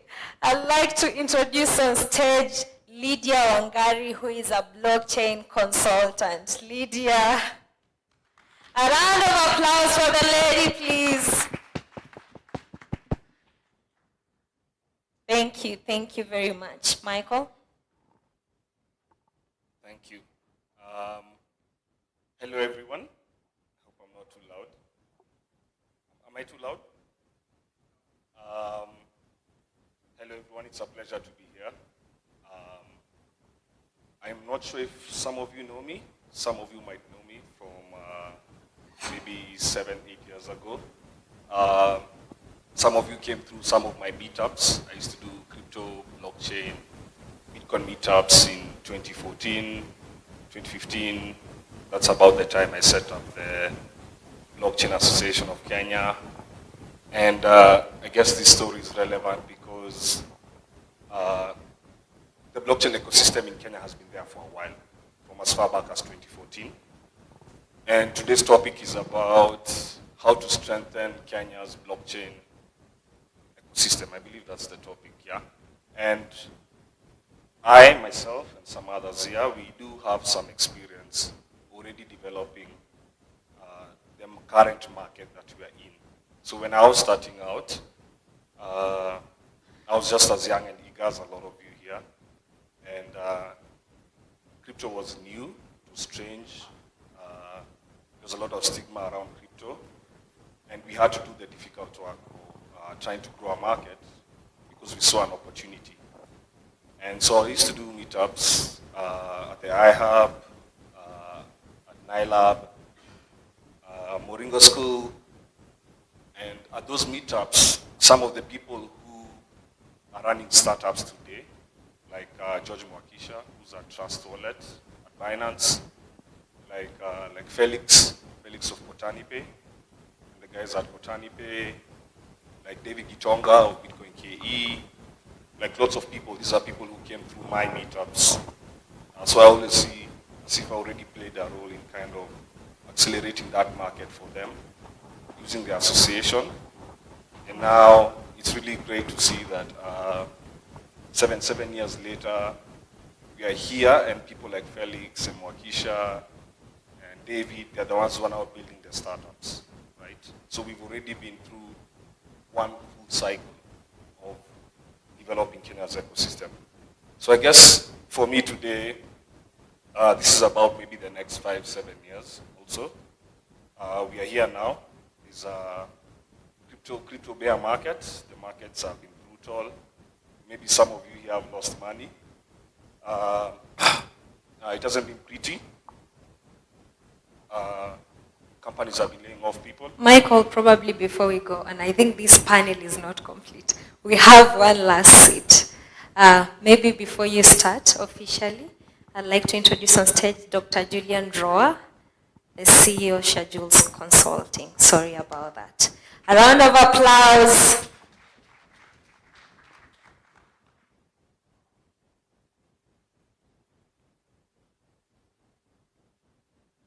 Welcome to the panel. Where was I? Yeah, so I believe you're at the same point now. It's 7 years into the fire cycle. Blockchain is going through a bit of a tumultuous time. Some people have lost faith. Maybe they think Bitcoin to blockchain is dead. I think us who are here, we are still believers. I am still a believer. I've been here long enough to. I have the confidence that we are about to go into another cycle. And today I'm here with a panel of some people who have been actively developing the blockchain ecosystem in Kenya. So maybe I'll let them introduce themselves. Let me start with Apollo, who I've known for a while. Then you can take it. Please introduce yourself. Hello. Hello. Apollo Sunday. I work for Luno, a global crypto exchange. I think we just stand 10 years, about 2 weeks ago, 10 years of continuously operating as a crypto exchange. I was early in the scene with Michael those days, and happy to be here. Good afternoon. Good afternoon once again. My name is Lydia Wangari. I am a blockchain consultant. I know when I say consultant, you may not understand what I mean. I consult in the areas of architecture, the blockchain architecture, the technology itself, and the product ownership and management. I have a master's degree in blockchain. Previously, I consulted for a metaverse company in Sweden. We're building a metaverse called the Nyoki Multi-Metaverse. It's a metaverse with many, many metaverses in it.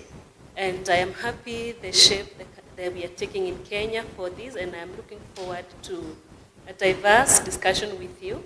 Like I said earlier in the day, that blockchain is supposed to be decentralized, and by the end of this assembly, we need to figure out whether we want regulations to come and centralize it, or we want it to be fully decentralized as it was meant to be.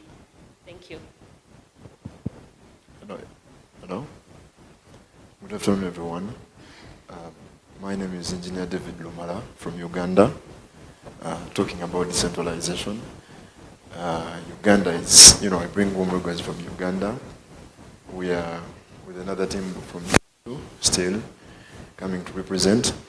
Mine is still, I trained as a software engineer in school back in the day, turned full-time Web3. I work with several companies remotely as a consultant, as a developer, but then back in Uganda, I'm a community builder, an active one, and I always help Web2 developers to transition to Web3, and then working with several ecosystems to, market their blockchain technology in as much as doing blockchain developer advocacy. Thank you so much. Hello, good afternoon, everybody. My name is Robert. I'm the founder of Neonai Labs.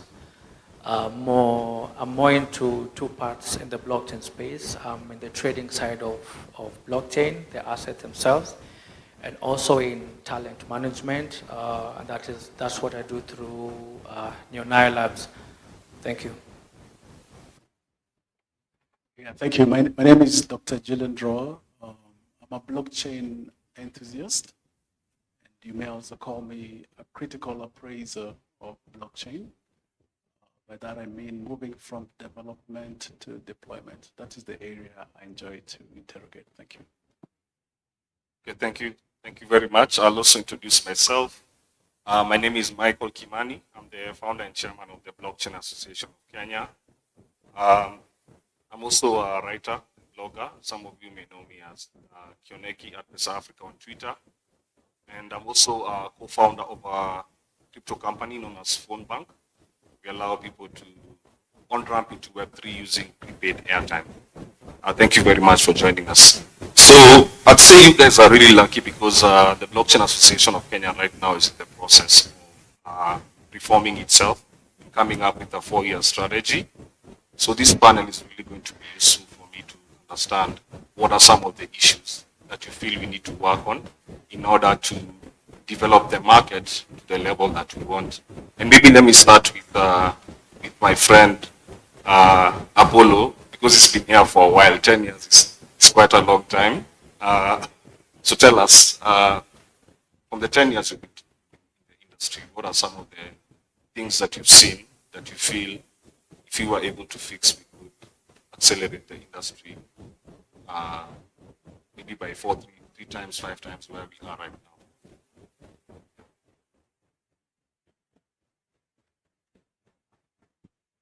Thank you, Michael. Let's see.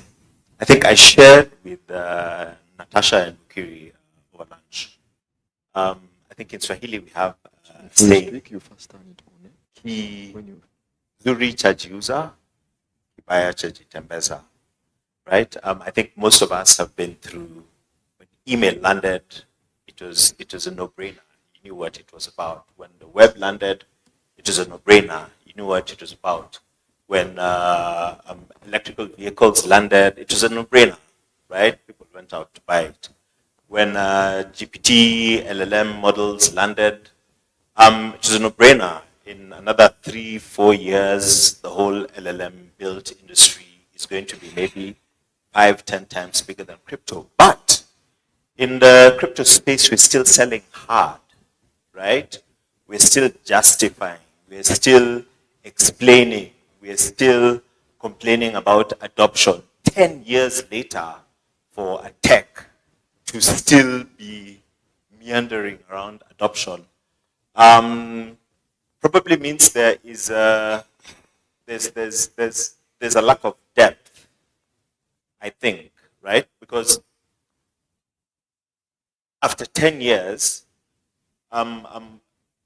the whole crypto blockchain tech should have diffused so deeply, it would be obvious to Mamamboga somewhere, it would be obvious to see all these use cases we talk about in the boardrooms, we talk about in Twitter spaces, we write about in blogs.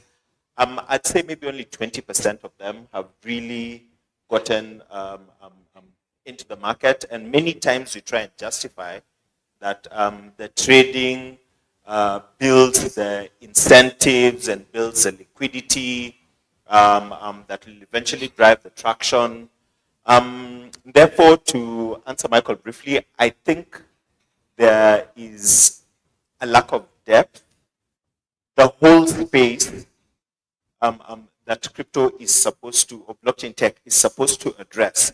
We're supposed to be doing some sort of crowdfunding. We're supposed to be doing DAOs, creating shared value. We're supposed to be having local currencies all over. We should have a Nairobi coin or a Kenya coin or an Africa coin. We're supposed to be solving what I consider the biggest problem afflicting humanity right now, which is representative democracy, right? We should be fixing some of its major problems using blockchain tech. So my feeling, not just for the technology in Kenya, but then globally, is just a lack of depth. We're not really, look, we have how many blockchains, right? That capacity of blockchain, I think we're maybe doing 10% value tapping from the blockchain beyond just speculation and trading. So just depth, I think is lacking globally, but then also here. Yeah. So it sounds like you're pointing out at the fact that we don't have like use cases that are scaled to like the ordinary Mwananchi, the Wanjiko. We're still like talking about all the possibilities. So who do you think is to blame for this? Maybe let's ask the builders, Dr. Julian and Engineer David Lumala. Why don't you guys tell us what's wrong? How can we build relevant use cases? What's stopping us from doing that if that is what is holding back the industry? All right, so in one of the breakout sessions that we've had, someone has just raised a similar question in relation to why the kind of products we have are not market fits. So one, Web3 being in its infancy, we should approach it, we should give it time to mature, first and foremost. Secondly, look at, from the software engineering perspective, I know, we are always told to develop or write software that makes people stupid. You know, how do you make someone stupid? Like someone clicks on a dial pad. When they click 9, they get 9. Like no questions. Don't you ask like, you know, what if I press this? What you see is what you get. So that kind of simplicity, that kind of exactness still misses.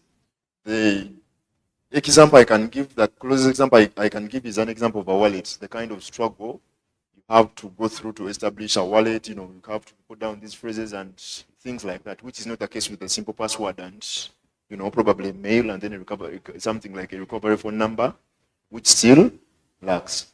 So as builders within the space, I challenge you all, I challenge myself to get to copy the ethos of the simplicity of Web 2, the kind of seamless attraction and utilization of credentials, approach to software building and then utilization itself, such that you make a smoother experience for your Web3 users.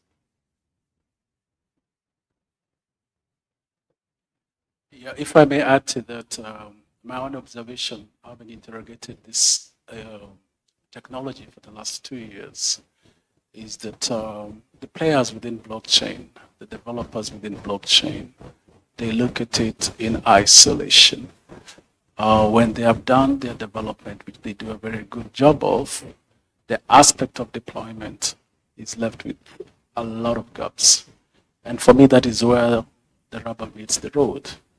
We have this initiative, we have this innovation, the thinking around it, the ideation around it is fantastic. We understand the benefits, we understand the features, but now wait a minute, we want to deploy it.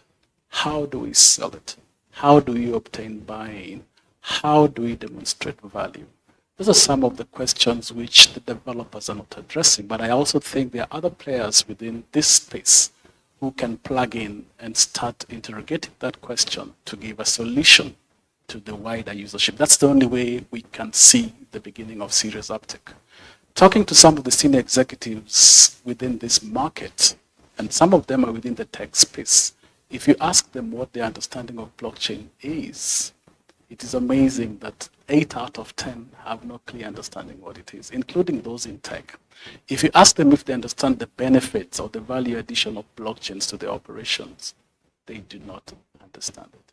That tells you that there's a serious gap. So the developers will continue doing a great job, but until we get to a place where we say deployment has certain dependencies, deployment has certain assumptions that we must make, deployment has certain requirements that we must play into. This will remain a mirage for a long, long time, especially in Africa. Thank you. Maybe we can add on to that. 10 years is a very long time for such a technology not to be well adapted. But also we have to look at the background at which this technology was developed on. And it was developed on a censorship resistant, from a censorship resistant point of view. Now, that in itself had a lot of negative connotations with centralized entities, meaning the governments and other parties. And I think that's it's from that point of view where many parties or who would be interested or who would want to derive value from the blockchain ecosystem are not able to do it because, one, they're not sure if they get into it, they're going to have their hands burnt, specifically the highly regulated entities that we have in our economies.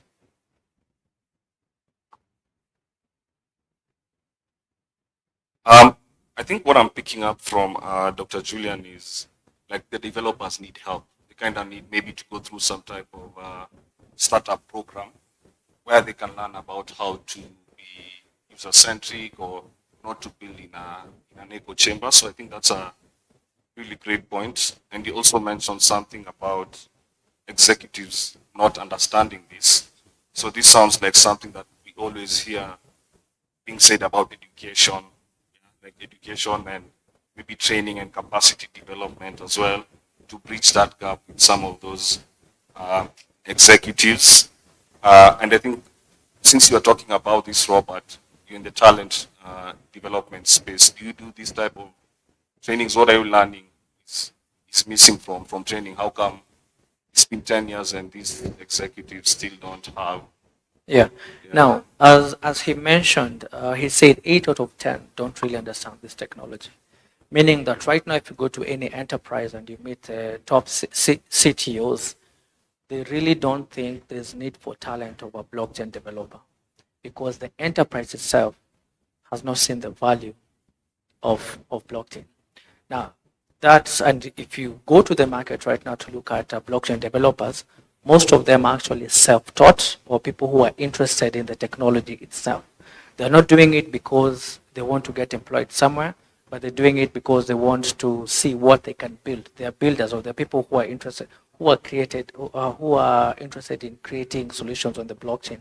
So the enterprise side of it in itself, I don't think they're at a point, they're at a maturity level where they're seeing the need or the use cases. It's not well defined to them, the use cases of blockchain itself in their businesses, or they don't understand the value that it will bring in their enterprises. That way, you find that since the enterprises are not looking at developments in blockchain, so they're not even interested in attracting talent that are aligned to that. Do you think we have enough talent? Let's say these executives were able to buy into the opportunity. Do you think we have enough talent to develop these solutions and take them to market? And sometimes I think talking about talent often gets mistaken for developers alone, and I believe developers are a critical piece of that. But there's also, like, let's say, product developers, and there's also sales people. So do we have the talent? So we, in terms of the support functions of any solution that you can build on the blockchain, I think Kenya in Africa itself is one of the best placed countries in terms of talent development, project managers, product managers, all that. We have all that. In terms of developers, I think we're very limited on that right now, and it's a phenomenon that's happening in the whole world. Last year, there's a research firm called Electric Capital that came up with a research from 2022 that in 2022 we only added about 22,000 core developers in blockchain, the whole world. Okay, people who would be regarded as very good developers right now, I think from the statistics is about 110,000. That's quite little if you look at 7 billion people. In Kenya itself, if I look back 5 years ago, specifically in 2018, I think I could only count about not more than 20 developers in Kenya. Right now, you can have, if you go to 400, that's a bit, you'd really stretch. So it means that we still have, there's an opportunity here for Blockchain Association to now look at the roadmap in terms of talent development in this sector. Because most of the talent in blockchain, like I said, they're self-driven. It's people who are interested in actually going to this market. So it will be very easy to tap into these interests and see how best we can develop this talent. Lydia, do you have anything to add on that? Because I'm sure working with infrastructure, you must come across a ton of developers. What are you seeing from your work on infrastructure? What I can say is that talent is really, really rare when it comes to Web3, especially the developers, because right now the world, when Bitcoin went down, went winter, the developers started building stuff.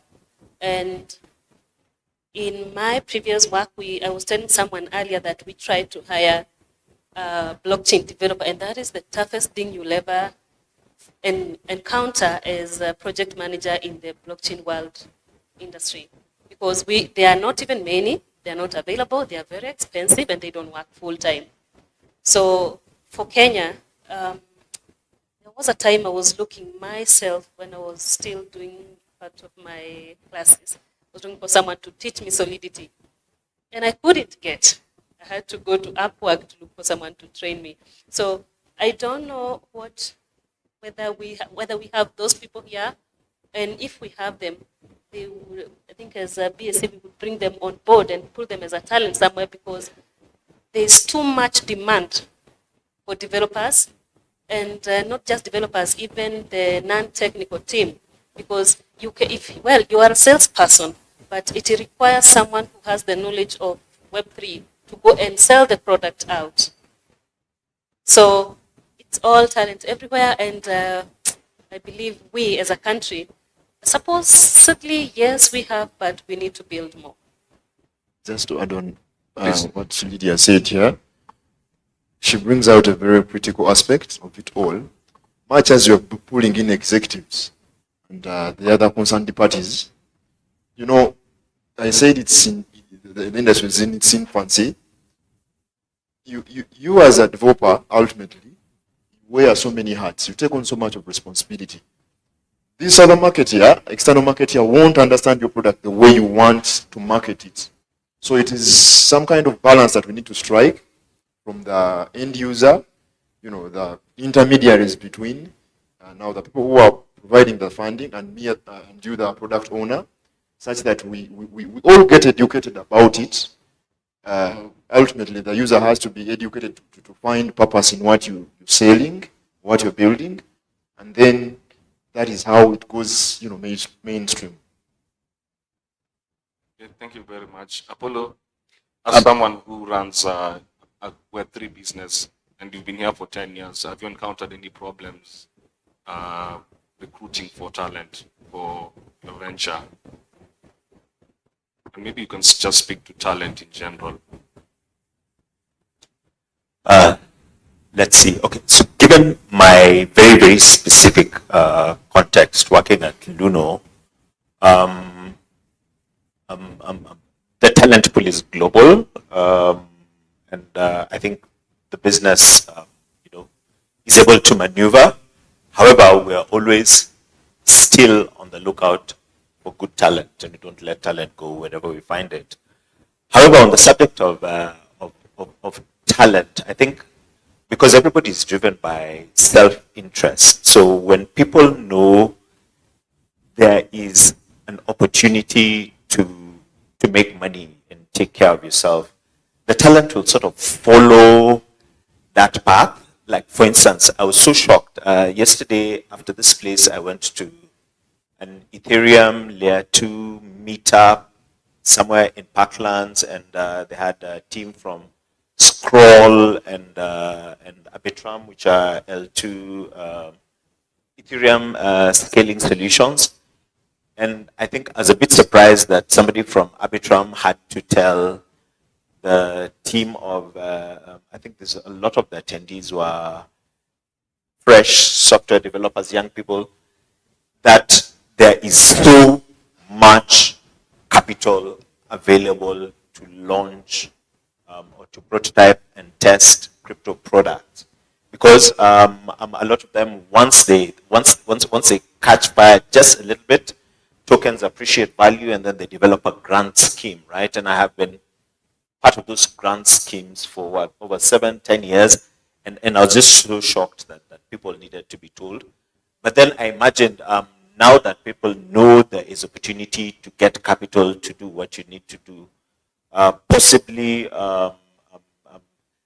then talent will follow that resource, right?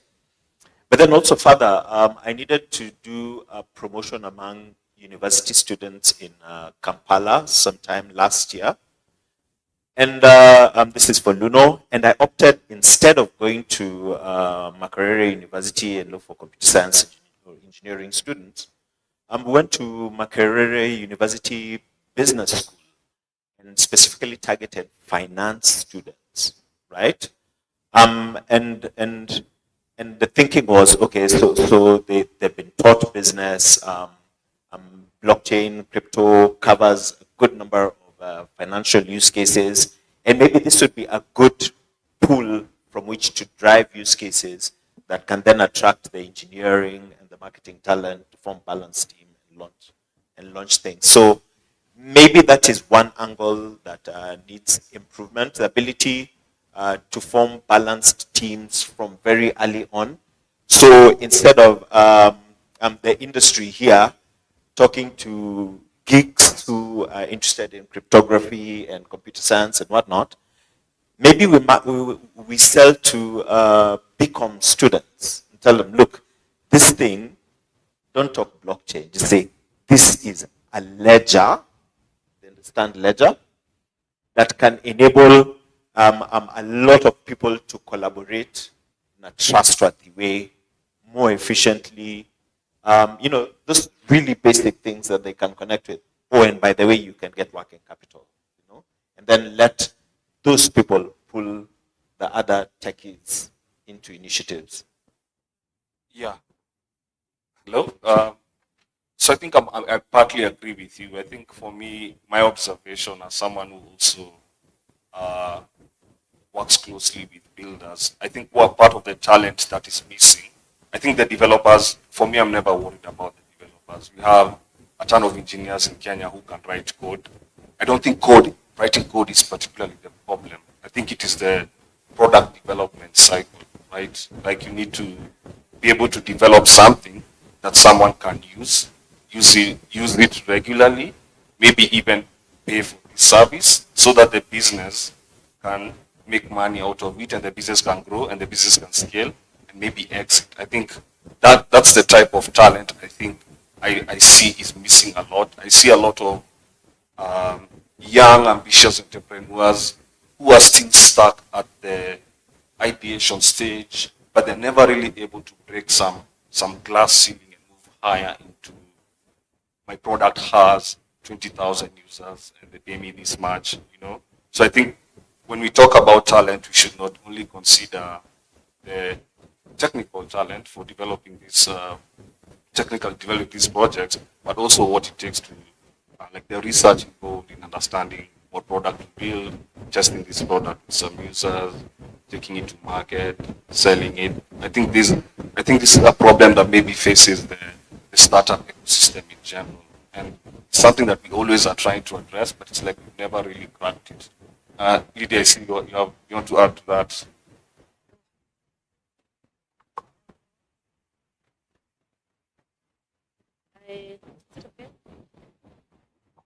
I want to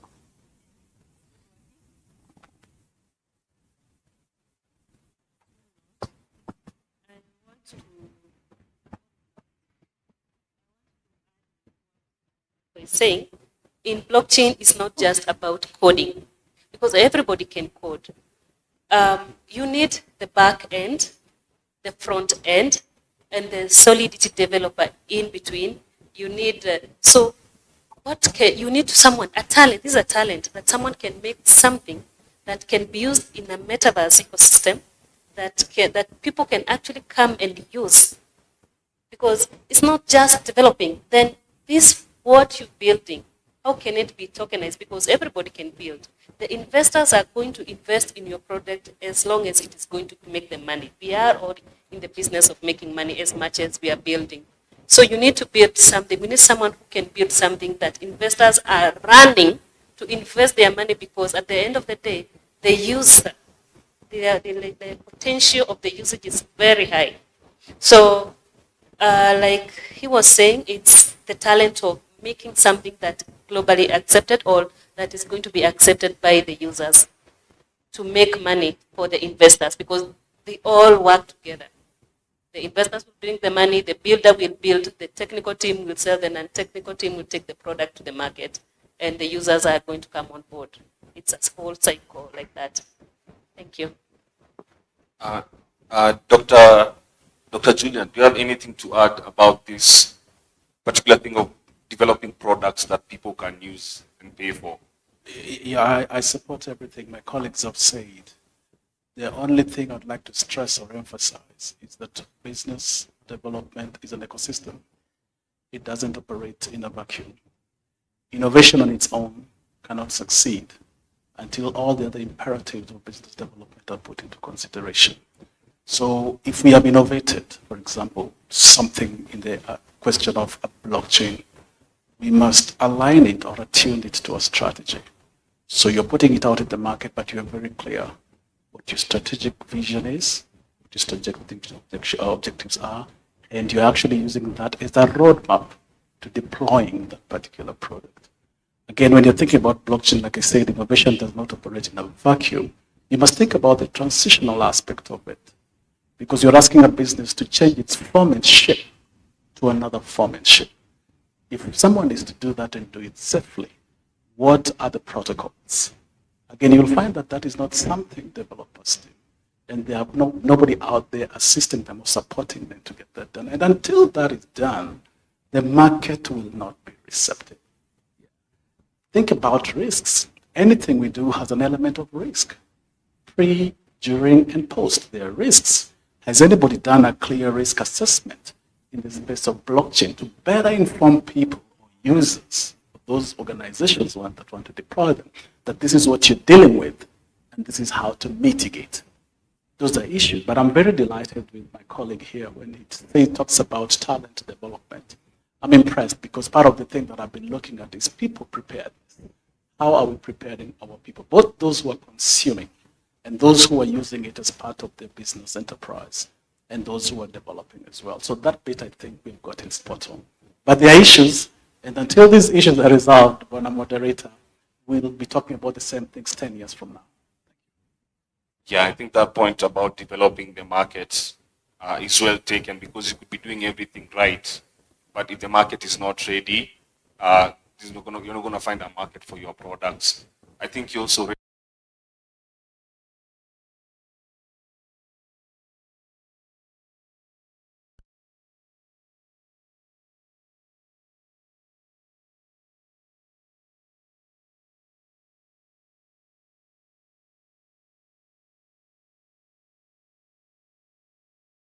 move forward. I think something else that you mentioned, and I'm going to pick up on that, is about consumers. I think this is a pertinent issue because I think for the last decade, there's always been a crypto scam that's happening that's flagging people's money. In fact, I'm going to say something controversial. I really believe that these crypto scams probably have done a better job at developing a product and selling it to users. Yeah, sorry to say, sometimes I think there's something to be learned from them. But let's talk about consumer protection and these scams, because they all really affect you, whether you're the one involved or not. If you're in the digital asset space, even our company, sometimes I'm worried someone is going to wake up one day and say, this is a scam, there's a way to solve that. David, since you have something to say, maybe let's pick up on that. Yes. 3 days ago, I lost about $1,000 in Conic Finance on the attack of Conic Finance. Conic Finance is a DeFi platform because participated there, we always drive over the money from the protocols and then citizens put it on a hardware wallet, but then we have to keep that small float to help you run around for airdrop. So I kept wondering. I've always been seeing these scams or attacks still happening and it didn't make sense to me until then. So I woke up one day checking onto getting to fly around the money, getting to see, your account has been blacklisted because you've been in the period of suspected or suspicious activity. And I wondered, like, what is this even? So checking out online this, and then Conic Finance has been hacked. Wow, like, how does this even come to happen? This is a decentralized protocol. How, bearing more attention to security. So, from that experience alone, I realized that actually, much as I would say an OG, there is so much I also seem not to know, and there is so much ground for more care to be taken, and it awakened me that I should, be more careful. So from your point of scams, much as it sounds, ways contested and controversial, scams awaken us. Many people used to trust FTX back in the day. The day it went poof, the eyes were opened. So many people now go to understand that actually you have to deal with exchanges, but not to go wholly in, because there is that 1% likelihood that things can, be overturned one day and then you lose it all. So in a way, it is through mistakes that we learn.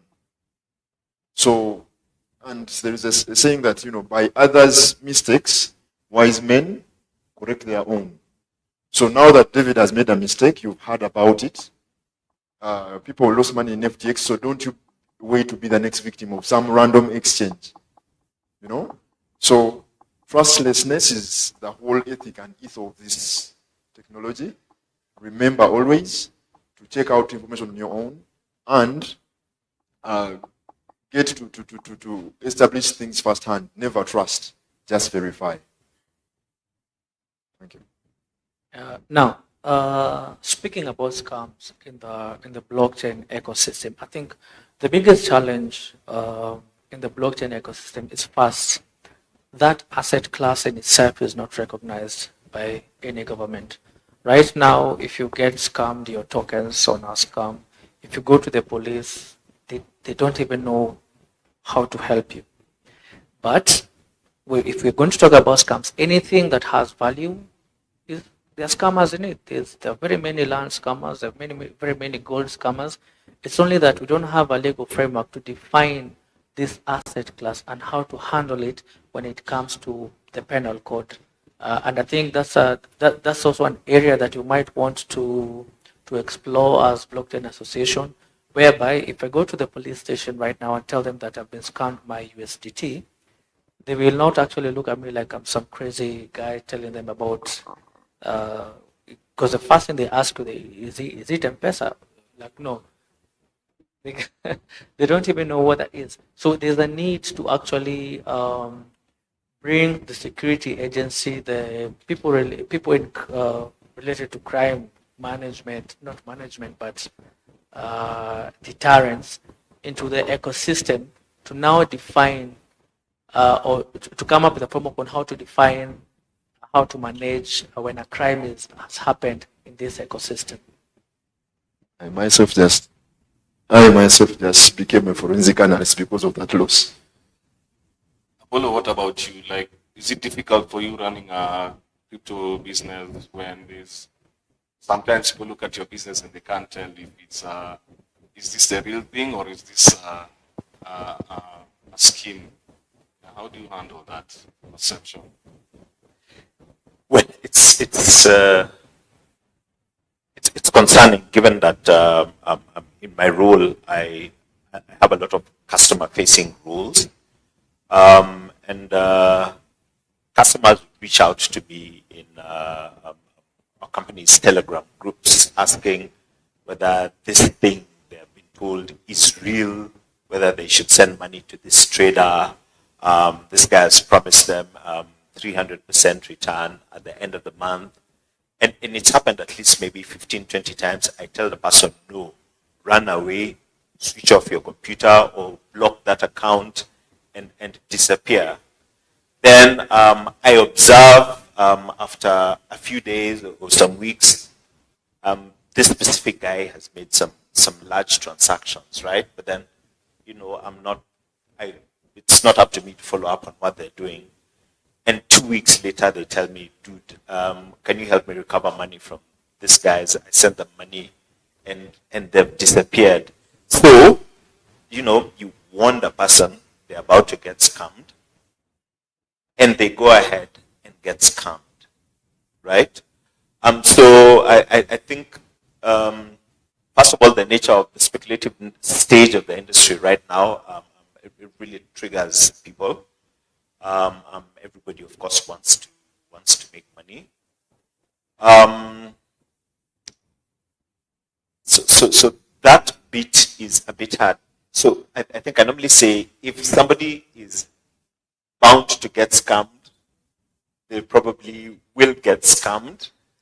Very unfortunate. But at the same time, regulation sort of helps. So for instance, at Luno, in every country where we're active, we have a lot of training programs for law enforcement officers, right? Because in many places, you can't even, right now, if you walk to a police station in Kenya and ask and want to report a crypto scam, you probably will be arrested yourself, right? So that's the second bit. And I think the third bit is that the industry just needs to flood the market as well with tangible value, right? So that we crowd out people selling scams. Yeah, so it sounds like we have to, as an industry, we have to find a way to address these consumer issues that are affecting the consumers, the very consumers that we intend on going back to for business. I think this is something that we are passionate about. It came up today on our breakout session on policy. And maybe I think it's almost spilled over into an issue of regulation, some frameworks. And I was thinking maybe Kaikai, I think Alan Kaikai, who's our director of legal and regulatory policy affairs, would you like to comment on, maybe we can get into the conversation of policy now, yeah, because it seems that's an issue that can also help strengthen the industry if it's addressed. Okay, do you mind? Yes, please.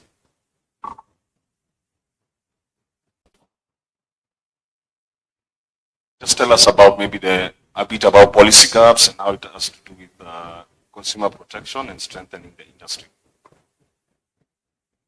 Hi guys. Hi guys. You can hear me? Awesome. Hi guys. Yeah.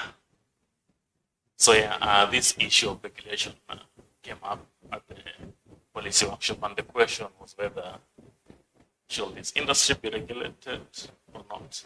And if you're going to be regulated, are we now going away from Satoshi's white paper of decentralization and all that? So I think we can start from Satoshi's spirit, whereby when he was drafting the Bitcoin white paper, his ambition was a decentralized ecosystem. You're moving away from centralization and an element of independence.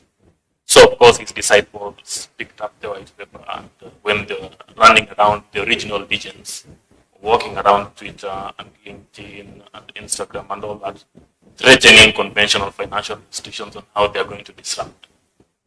So I think that answers Apollo's question, why blockchain, despite the fact that it's 10 years old, it has been the slowest implementation. It has been slow because a bunch of us have been threatening people, been threatening insurance companies and banks and all these already established institutions on how you're going to disrupt their business. Now that informs the question of policy. So how is policy shaped? Of course, there are lawmakers at parliament who pass law, but behind the scenes, these guys consult private sectors. And who sit in these private sector boards? The Kenyan Bankers Association, insurance people, and all these MDs who make millions of dollars doing centralized stuff. But if you've been threatening them for a very long time that you're going to disrupt their bread and butter, well, policy will not favor you to that extent. That is an aspect, one aspect of policy making. Now, with respect to scams and consumer protection.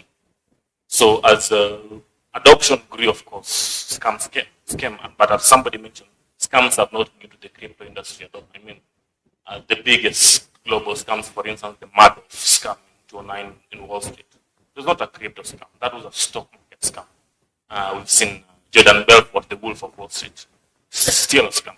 But one thing consumers always have in such kind of stock market scams is that there's regulatory framework to cushion them.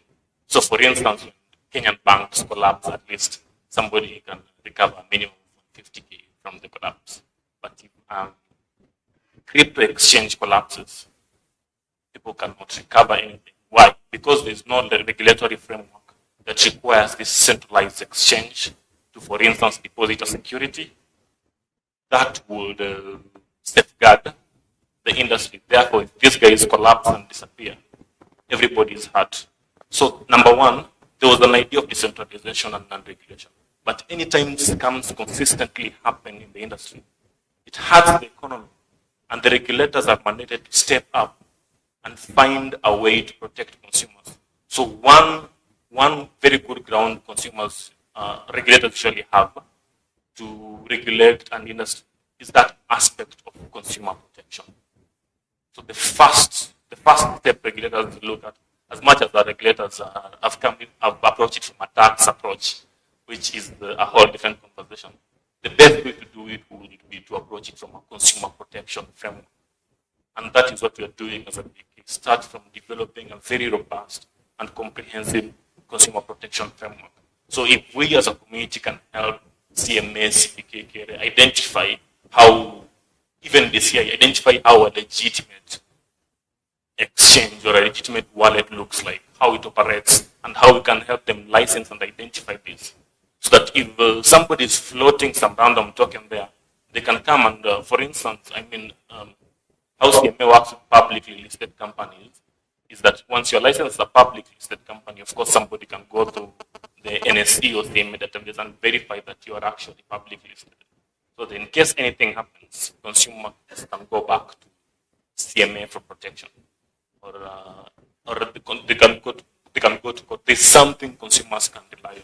So consumer protection is the one thing that is very important when it comes to building a robust framework and avoiding scams.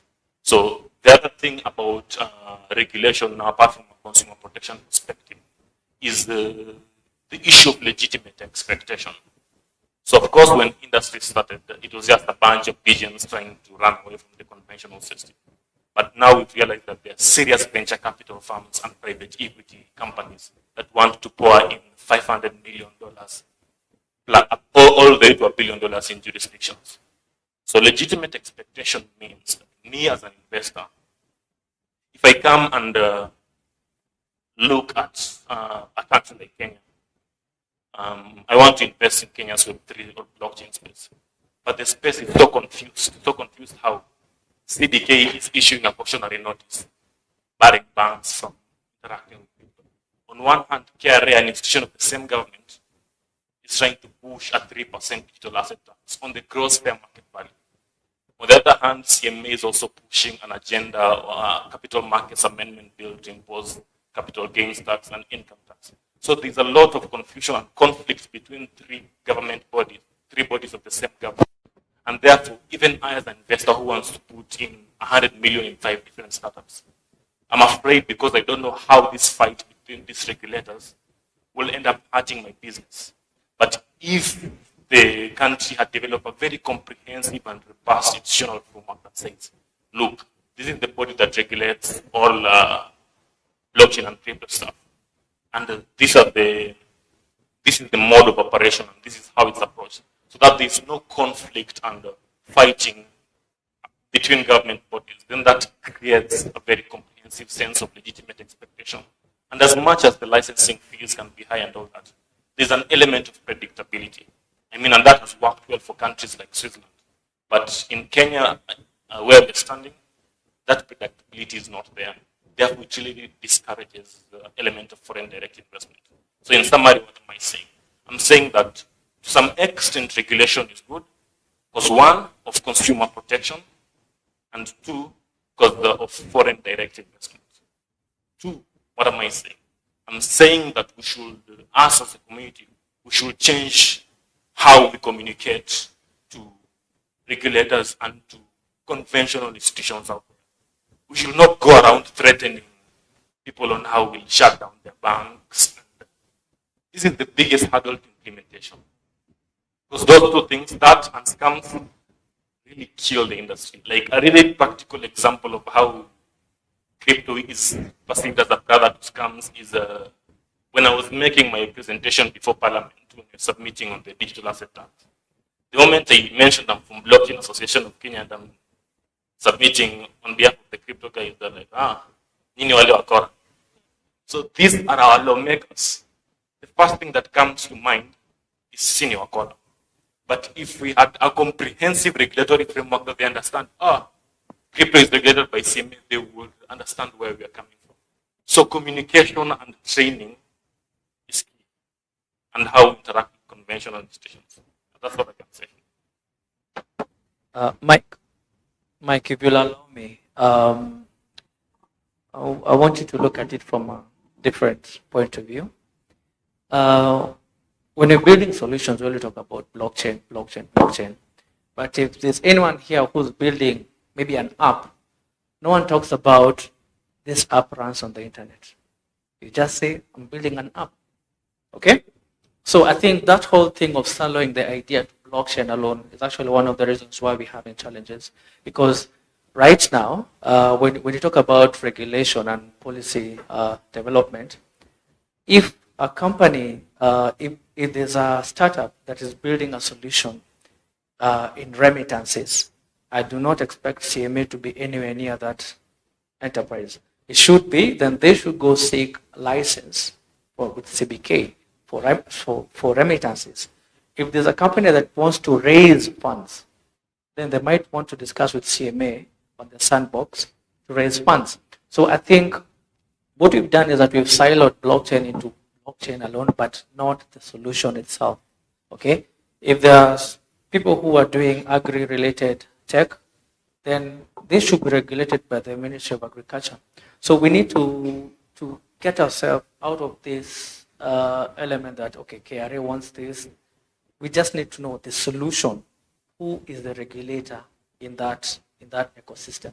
And if we approach it like that with the government and with other parties, I think we might get a better headway than if you go there and tell them, okay, INI has joined in. I think that would be a better approach. Yeah, just to add to that, it goes back to a point. to emphasize on the fact that as blockchain community, we really isolated ourselves from the real world. We were built on a defiance. It was a defiance culture, a culture of running away from centralization. And now, having this conversation, we realize that defiance never gets you very far. So we have to find a way on how, and I agree with you. In the end of the day, the Mama Mboga down there doesn't care how M-Pesa works, for instance. She doesn't care whether M-Pesa is running on Python or on C++. She just wants the product. And I think the blockchain community for a very long time has been selling the technology more than selling the product. The people on the ground, they just really care about convenience. So if you can use the technology to just make their lives easier without necessarily shoving down the complexity of blockchain technology down their throats, I think that can be one way to look at it. Because for instance, I can give an example of M-Pesa and why M-Pesa worked. Was that when M-Pesa was invented, nobody walked around trying to explain to the low-level users what the technology behind M-Pesa was. It was just, this is an app on your Kabambe, you can use it to send and receive money. And just pushing that convenience, and from a use case perspective, really went a long way. So that no matter how hard the regulators tried to, there was a push and pull between regulators. Same thing that is happening. And this is the history repeating itself. Remember when M-Pesa came, CBK will try to regulate them, then Communication Authority. Then all of a sudden, every regulator was interested in it. But eventually, they found a level playing field. But why? Because they had developed a massive and they've developed a very interesting use case that no matter how regulators try to do a public, users who are being onboarded on M-Pesa. And I think I was having this conversation with Kimani over lunch, in the sense that if we as a community can just give a very interesting use case that over 20 million Kenyans are using, and it's convenient to them, using the extent that they don't care whether it's blockchain or not. They're just interacting with it and using it.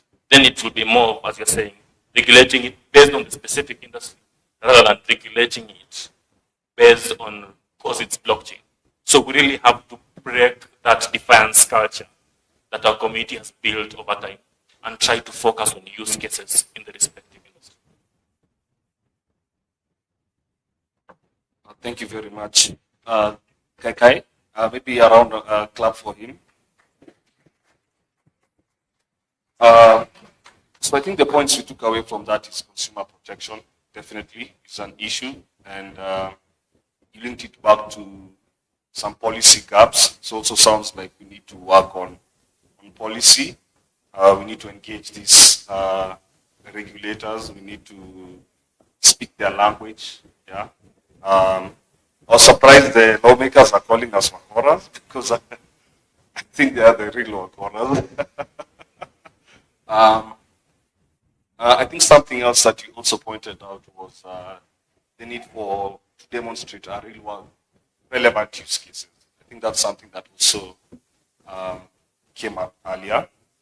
I think something else I'm also picking up from this whole conversation is we need to grow outside our own bubble.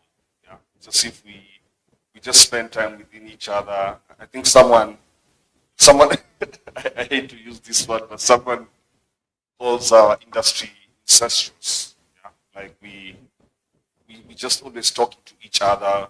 We talk to each other with the same jargon. Have we tried like stepping out of our own bubbles and talking to people out there and see what they think? And one of the things I think that's been happening that's been really amazing to see this year is blockchain use cases have gone beyond crypto trading. I think nowadays in our community we have people here from the climate space and ReFi space. I know some people are trying to work on supply chain issues, but I always feel like they get buried by the digital asset conversation. So I think we need to bring them in more. I'm told by Sheila, our host, that we have about 10 to 15 minutes.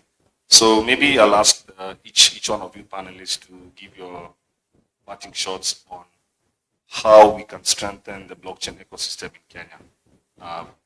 Let's start with you, Dr. Julian. Yeah, I was listening to the legal practitioner giving us his take. I was particularly interested on the part he spoke about the defiance kind of attitude where blockchain was founded, encouraging us to move away from that. I think, again, doing that, again, we must ask ourselves the question, what are the consequences? The risk of a decentralized set technology becoming centralized again. I think it raises those issues. I'm not saying you're wrong, but I'm just saying we need to do a study to just understand what the implications of that would be. You also spoke about innovation and regulation. The many emails that I've lived, more than most of you, I think that has remained a very sticky issue. Or what overrides the other, or what comes before the other. My considered view, it's just my considered view, is allow innovation to thrive. Just give innovation space. Once we can see that in its deployment, it's adding value to the society, then you can start thinking about how you can govern it. That's what I think. Because if you rush to the governance aspect even before an innovation is matured sufficiently to serve, you are stifling that very innovation. That's how I see it. Will people lose money in between? Yes, we call that collateral damage. Money has to be lost for us to learn how not to do it, or how to do it better. I'm a banker by profession of many years, and I am convinced, although nothing speaks about this in history, I am convinced that before banks became those stable institutions that we know, there must have been chaos. I believe there must have been chaos. I'm yet to find literature that speaks to that, but I believe there was chaos. So I think we must be prepared to live and thrive in an environment of chaos. Thank you very much. Yeah, we must readily accept that that is one of the pillars that will make us grow. Thank you very much.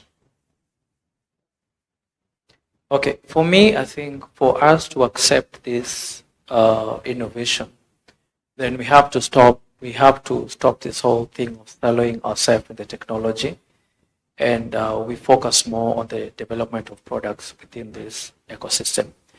And when it comes to decentralization, I'm going to say something that is a bit controversial.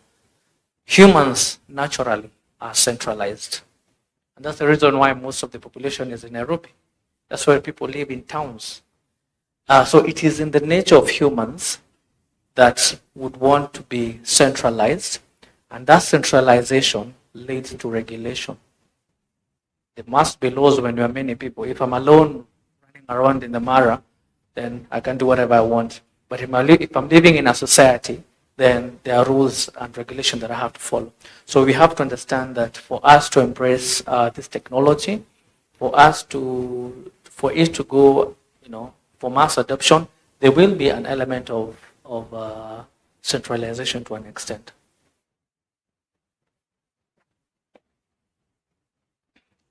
The modern world lives in an information age.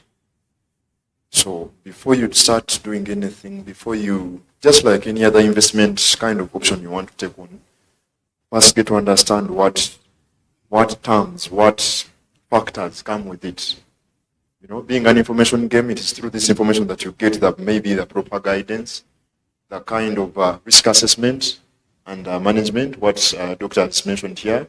So even in, I will stick it to blockchain and the technology itself. As a person, as a consumer, as an educator, as a regulator, as anyone, the very first step you take is to properly educate yourself with acquaint yourself with the rightful information, such that you, in whatever role you are acting, you act from an informed point of view, and that's the only way you can have a kind of proper sense of judgment. Thank you. I think I know why the government called you a Cora. Because there is a misinformation. I think people are misinformed. Like every time you mention blockchain, they think Bitcoin. And people, I don't know, people should be informed. There is a difference between Bitcoin and the blockchain. Blockchain is the technology. Bitcoin is the network, and there is also Bitcoin, the currency. So until the government, until people understand the difference between the three, we are always going to be seen as the Wakora. I don't know how we're going to solve that problem, because that's why when you sit with the senators, with the lawmakers, they are good. With the moment you mention, I'm from the blockchain, they're like, letani pesa yenu, you know? But in real sense, blockchain technology is used across all sectors: insurance, transport, logistics, all over. So we need, I think, as the blockchain association, we need to actually kind of set up a training and train the people, train the legal makers that, yes, there is the technology and there is the money. And the crypto, maybe it makes, in my own view, it takes about only 5%, let's say call it 10% of the blockchain technology. Everything else, it facilitates transaction on net and off net. But there are a lot of things happening behind the network that they need to know, and there will be disruption in the economy. Yes, when M-Pesa came, money was, the banks were, we used to send money kitambo using MoneyGram and all that. I don't remember the last time I used MoneyGram. So disruption is coming. It's just a matter of, yes, accepting the innovation is coming and embracing it. We don't know what we'll be doing 10 years from now. And another thing I would like to say to us as the developers, let us build products that resonate with us, with Kenyans. I was talking before, like, you know these tickets that, for example, the Luo Festival, I take an example of that. One of the organizations, one of the companies, one of the builders, you can build a platform where people can buy tickets on NFT to attend such events, because once we drive the use, if there is usage for crypto, then there is need for it. But if I buy, there was a guy who was talking about the use of coins. Yes, I will buy them, but then where do I use them? So once we have the coins, and then let's give something that I can use the losers to go to. I can use my coins to attend a festival, or there are some banks that are accepting the cryptos that we are using. If now today, if I said, okay, to come to attend this event, they are going to charge us 6,000 Kenya shillings, yes? Or if you have, they have their own coin. If you have your own coin, they are charging you 50%. So you see there is need to actually convert your fiat to the crypto. So with those few remarks, I wish to stop there and look forward to a very, very productive crypto and blockchain year as we go around. Thank you.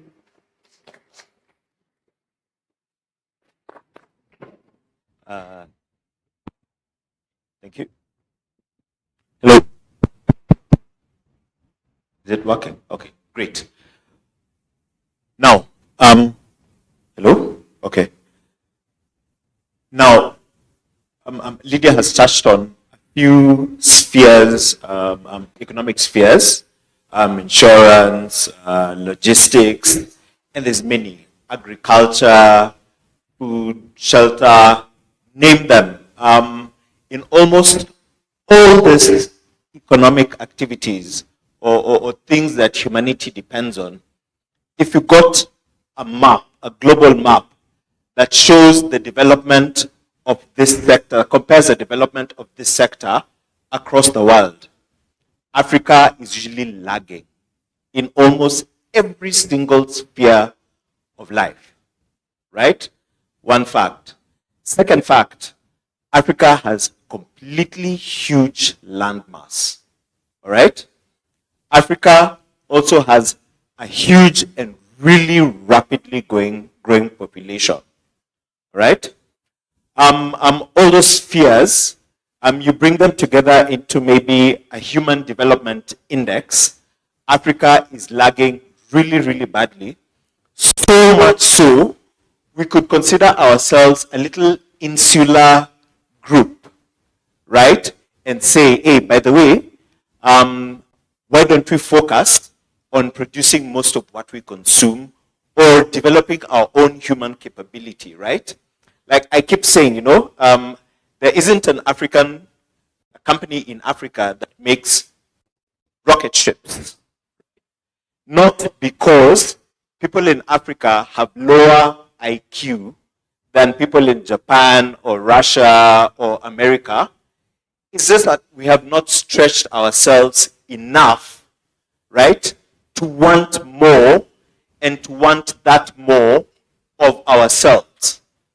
Okay, so we're lagging in these human development indicators. All right? The fourth point is that regulation is not the biggest hindrance towards exploitation of blockchain or crypto. This only happens in traditionally regulated circles. The scope or the potential of blockchain is much bigger than that. And my last point is that I see crypto as a glue for innovation. All right?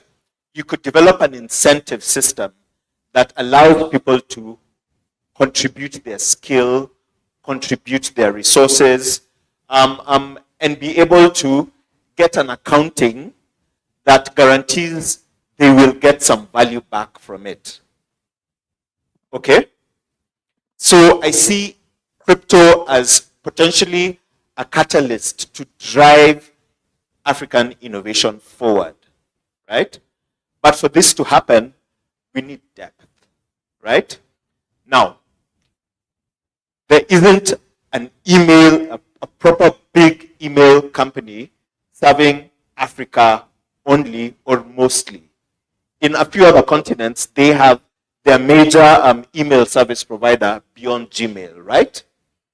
Africa doesn't have a stable Amazon or what's a Chinese version, right? Or Alibaba, okay?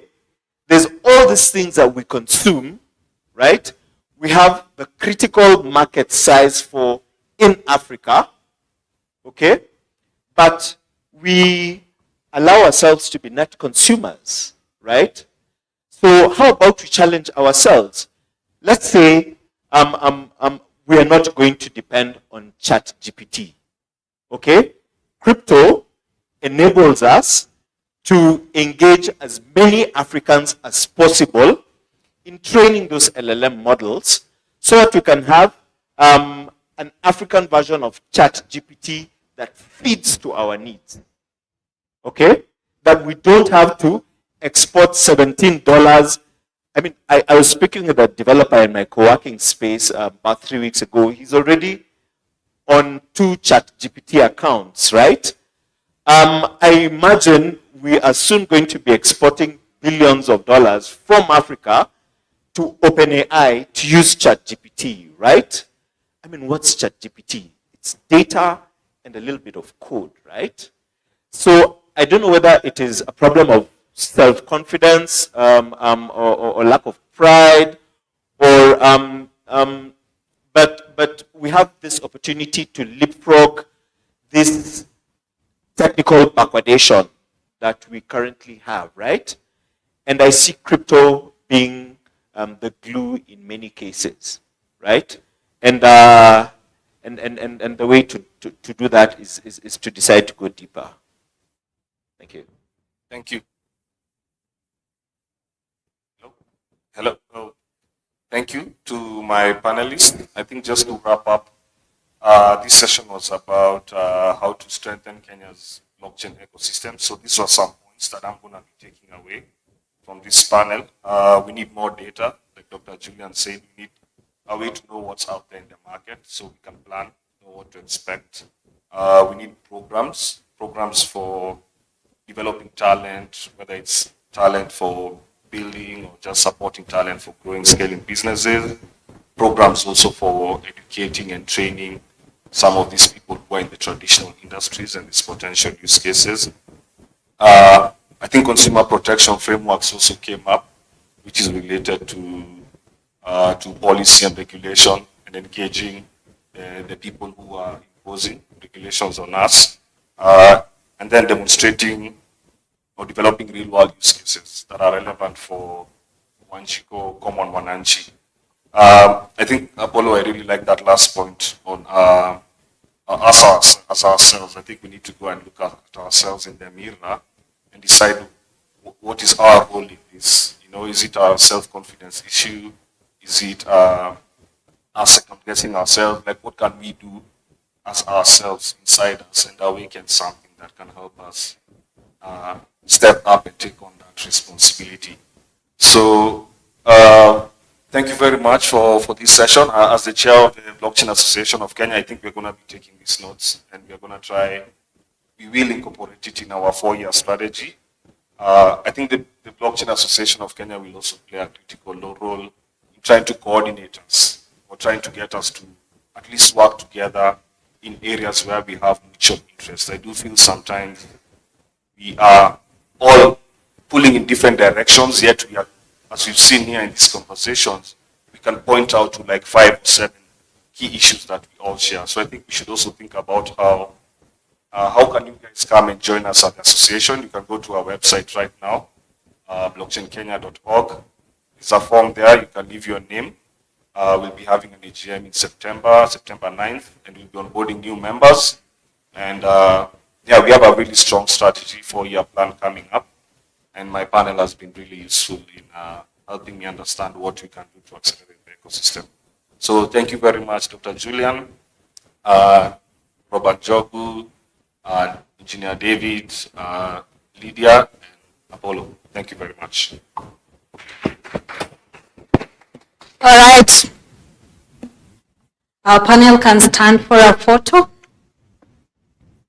Ladies and gentlemen, a round of applause.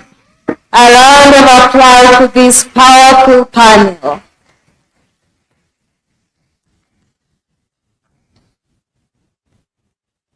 All right, thank you so much. You can have your seat.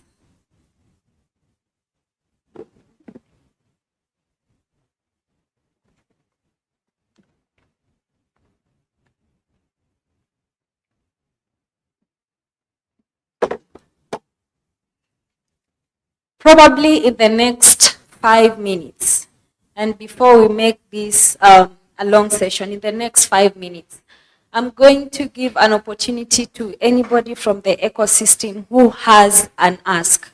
So what an ask is you can stand and say, we at Binance have this, and this is the sort of support that we need, or this is the sort of partners that we want to collaborate with, and then sit down. And somebody else can stand and say, we at TapSwap have this, and this is what we are offering to anybody who needs it in the ecosystem. All right, so this session is going to be called Asks and Offers. Asks and Offers. You have 30 to 45 seconds, so please make it very fast. Hatutaki story. Sawa sawa. You stand.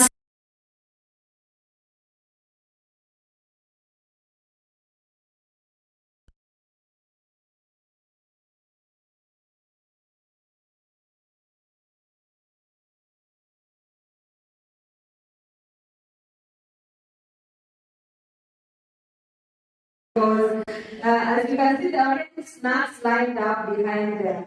We do not want to take very long. Your name, company, your ask, or your offer. Let's go. Okay, my name is Colin Songa.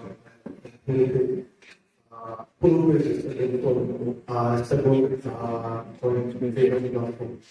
Which needs to be some several. So, like, you're looking for a partnership. In all rounding and all rounding. And we also have a group there where we look for partnership to help us in educating people. Thank you. Gurupe wants partnership for off-ramping and on-ramping, and they also have an academy where they do Education, right? Great. Next, Kakai. Let's go to Kakai. Let's give him a chance. We believe in you. You can take 30 seconds. My name is Kakai. We are doing a policy report on how best, what our industry has to offer, and how best we can interact with the regulators. So what I'm looking for is data and insights and the pain points each of you has in your respective startups, in your respective businesses. I mean, for a long time, CMA and government has been doing these reports for us. We want us and our industry to do a detailed report that we can submit to CMA, You're to making KRA, it a thesis now. and to World Banks. So if you're an expert on your issues, please just reach out. All right. So I think what will make this effective is how they can get you, right? So reach out how? Just tell them how we can reach out. Reach out to Sharon. Sharon. Sharon? Sharon, please stand. If you have data and insights, please reach out to Sharon. Thank you. Next. Next.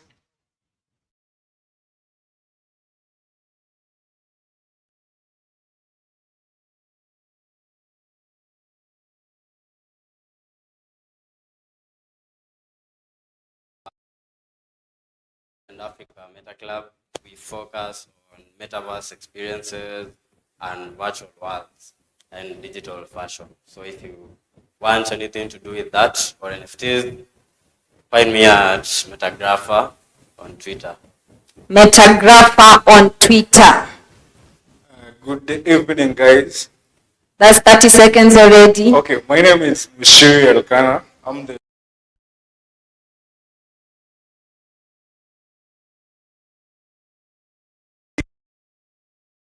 five countries right now: Kenya, Uganda, Tanzania, Nigeria, and Ghana. So you can find our application on Play Store, iOS, and we're launching our web app.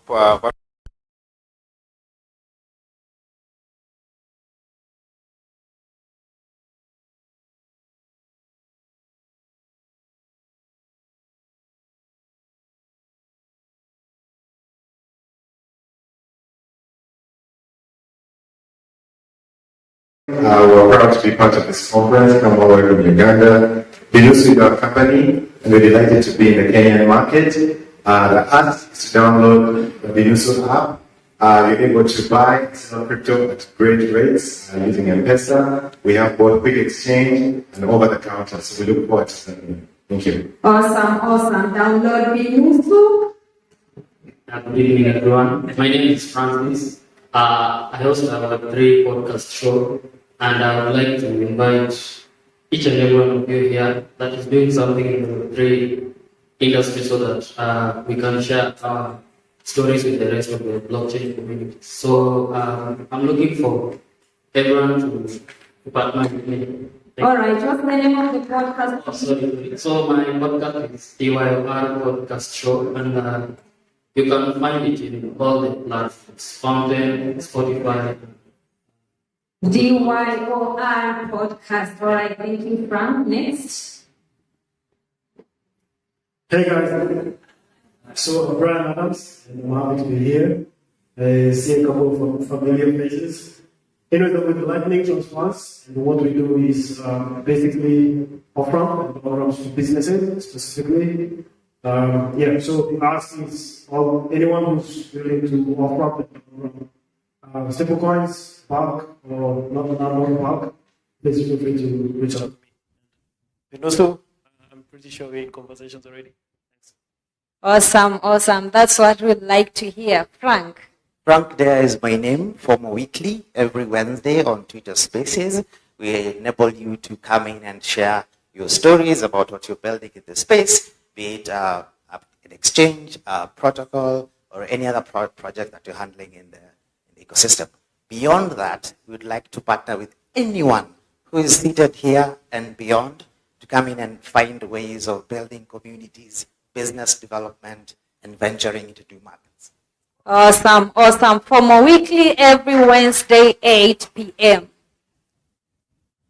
All right. Miv.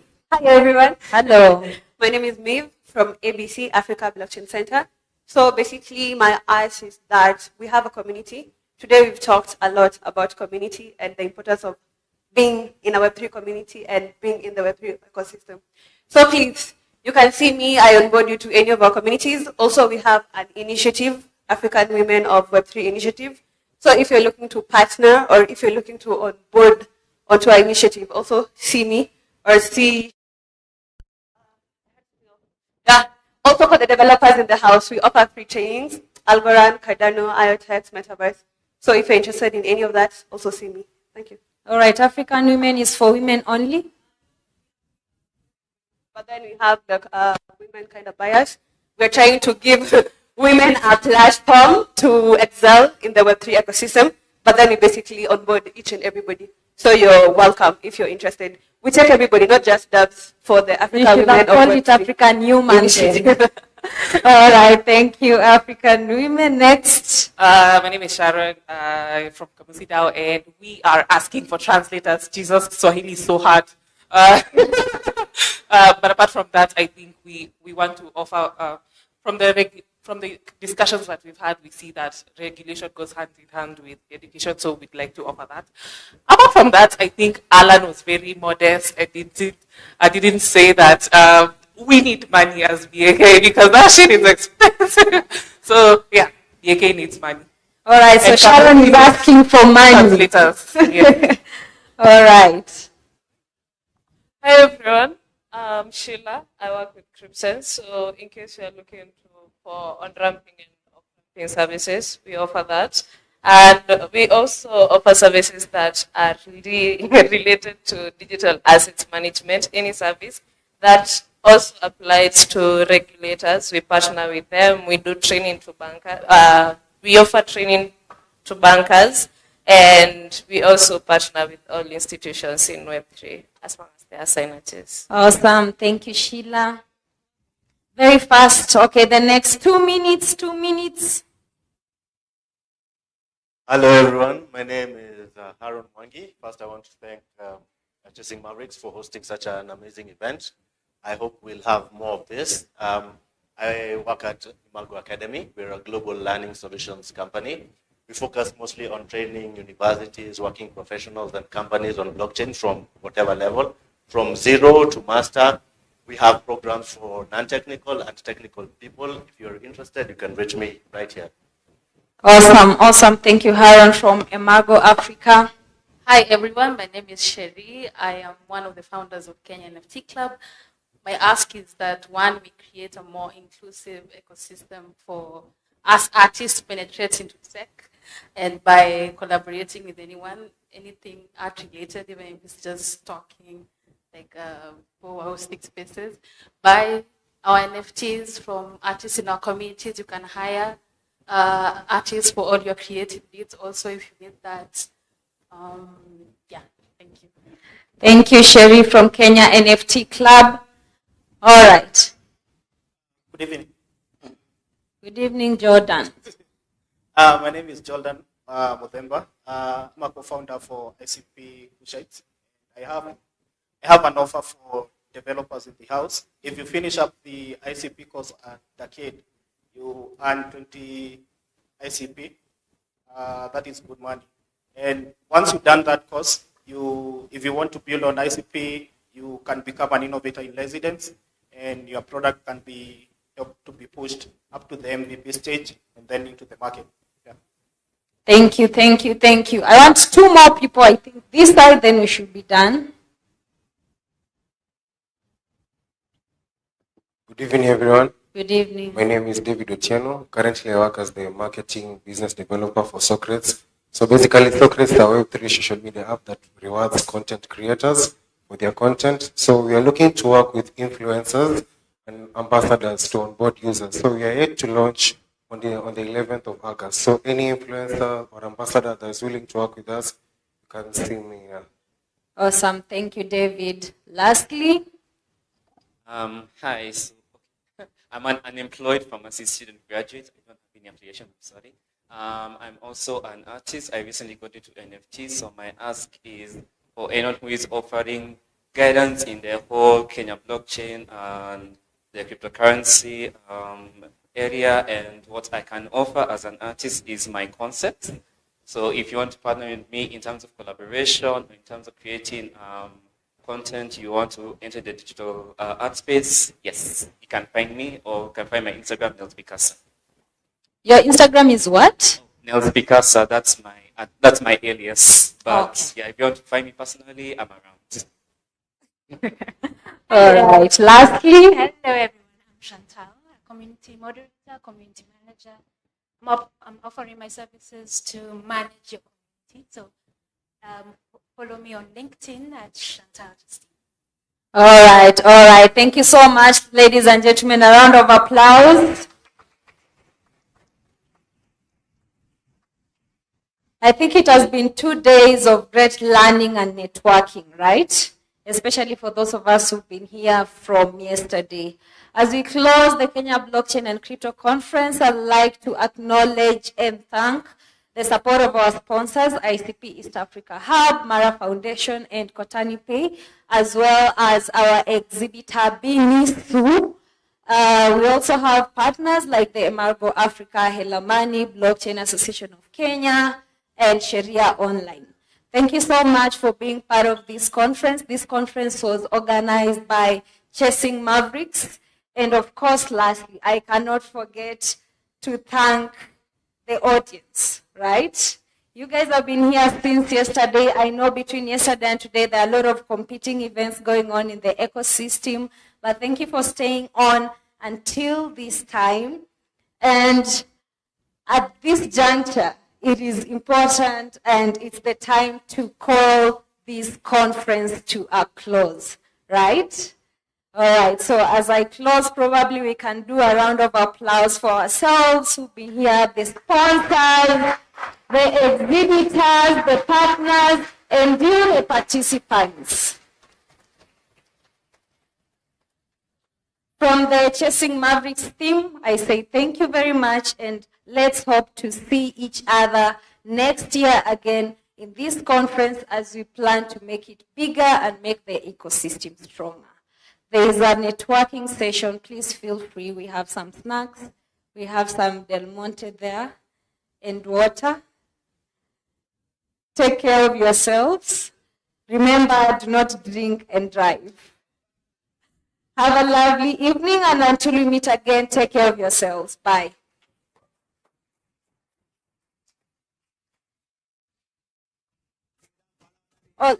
Lastly, a group photo. Okay, even as we take a group photo, there is a code for photos.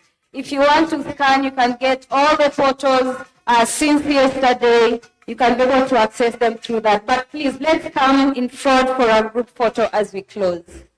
Let's come in front for a group photo.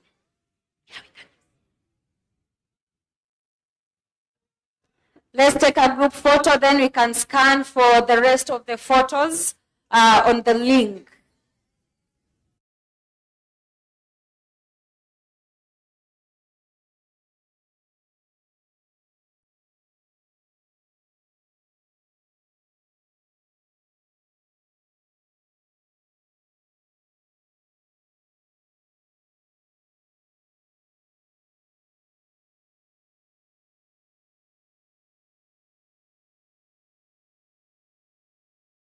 Take this photo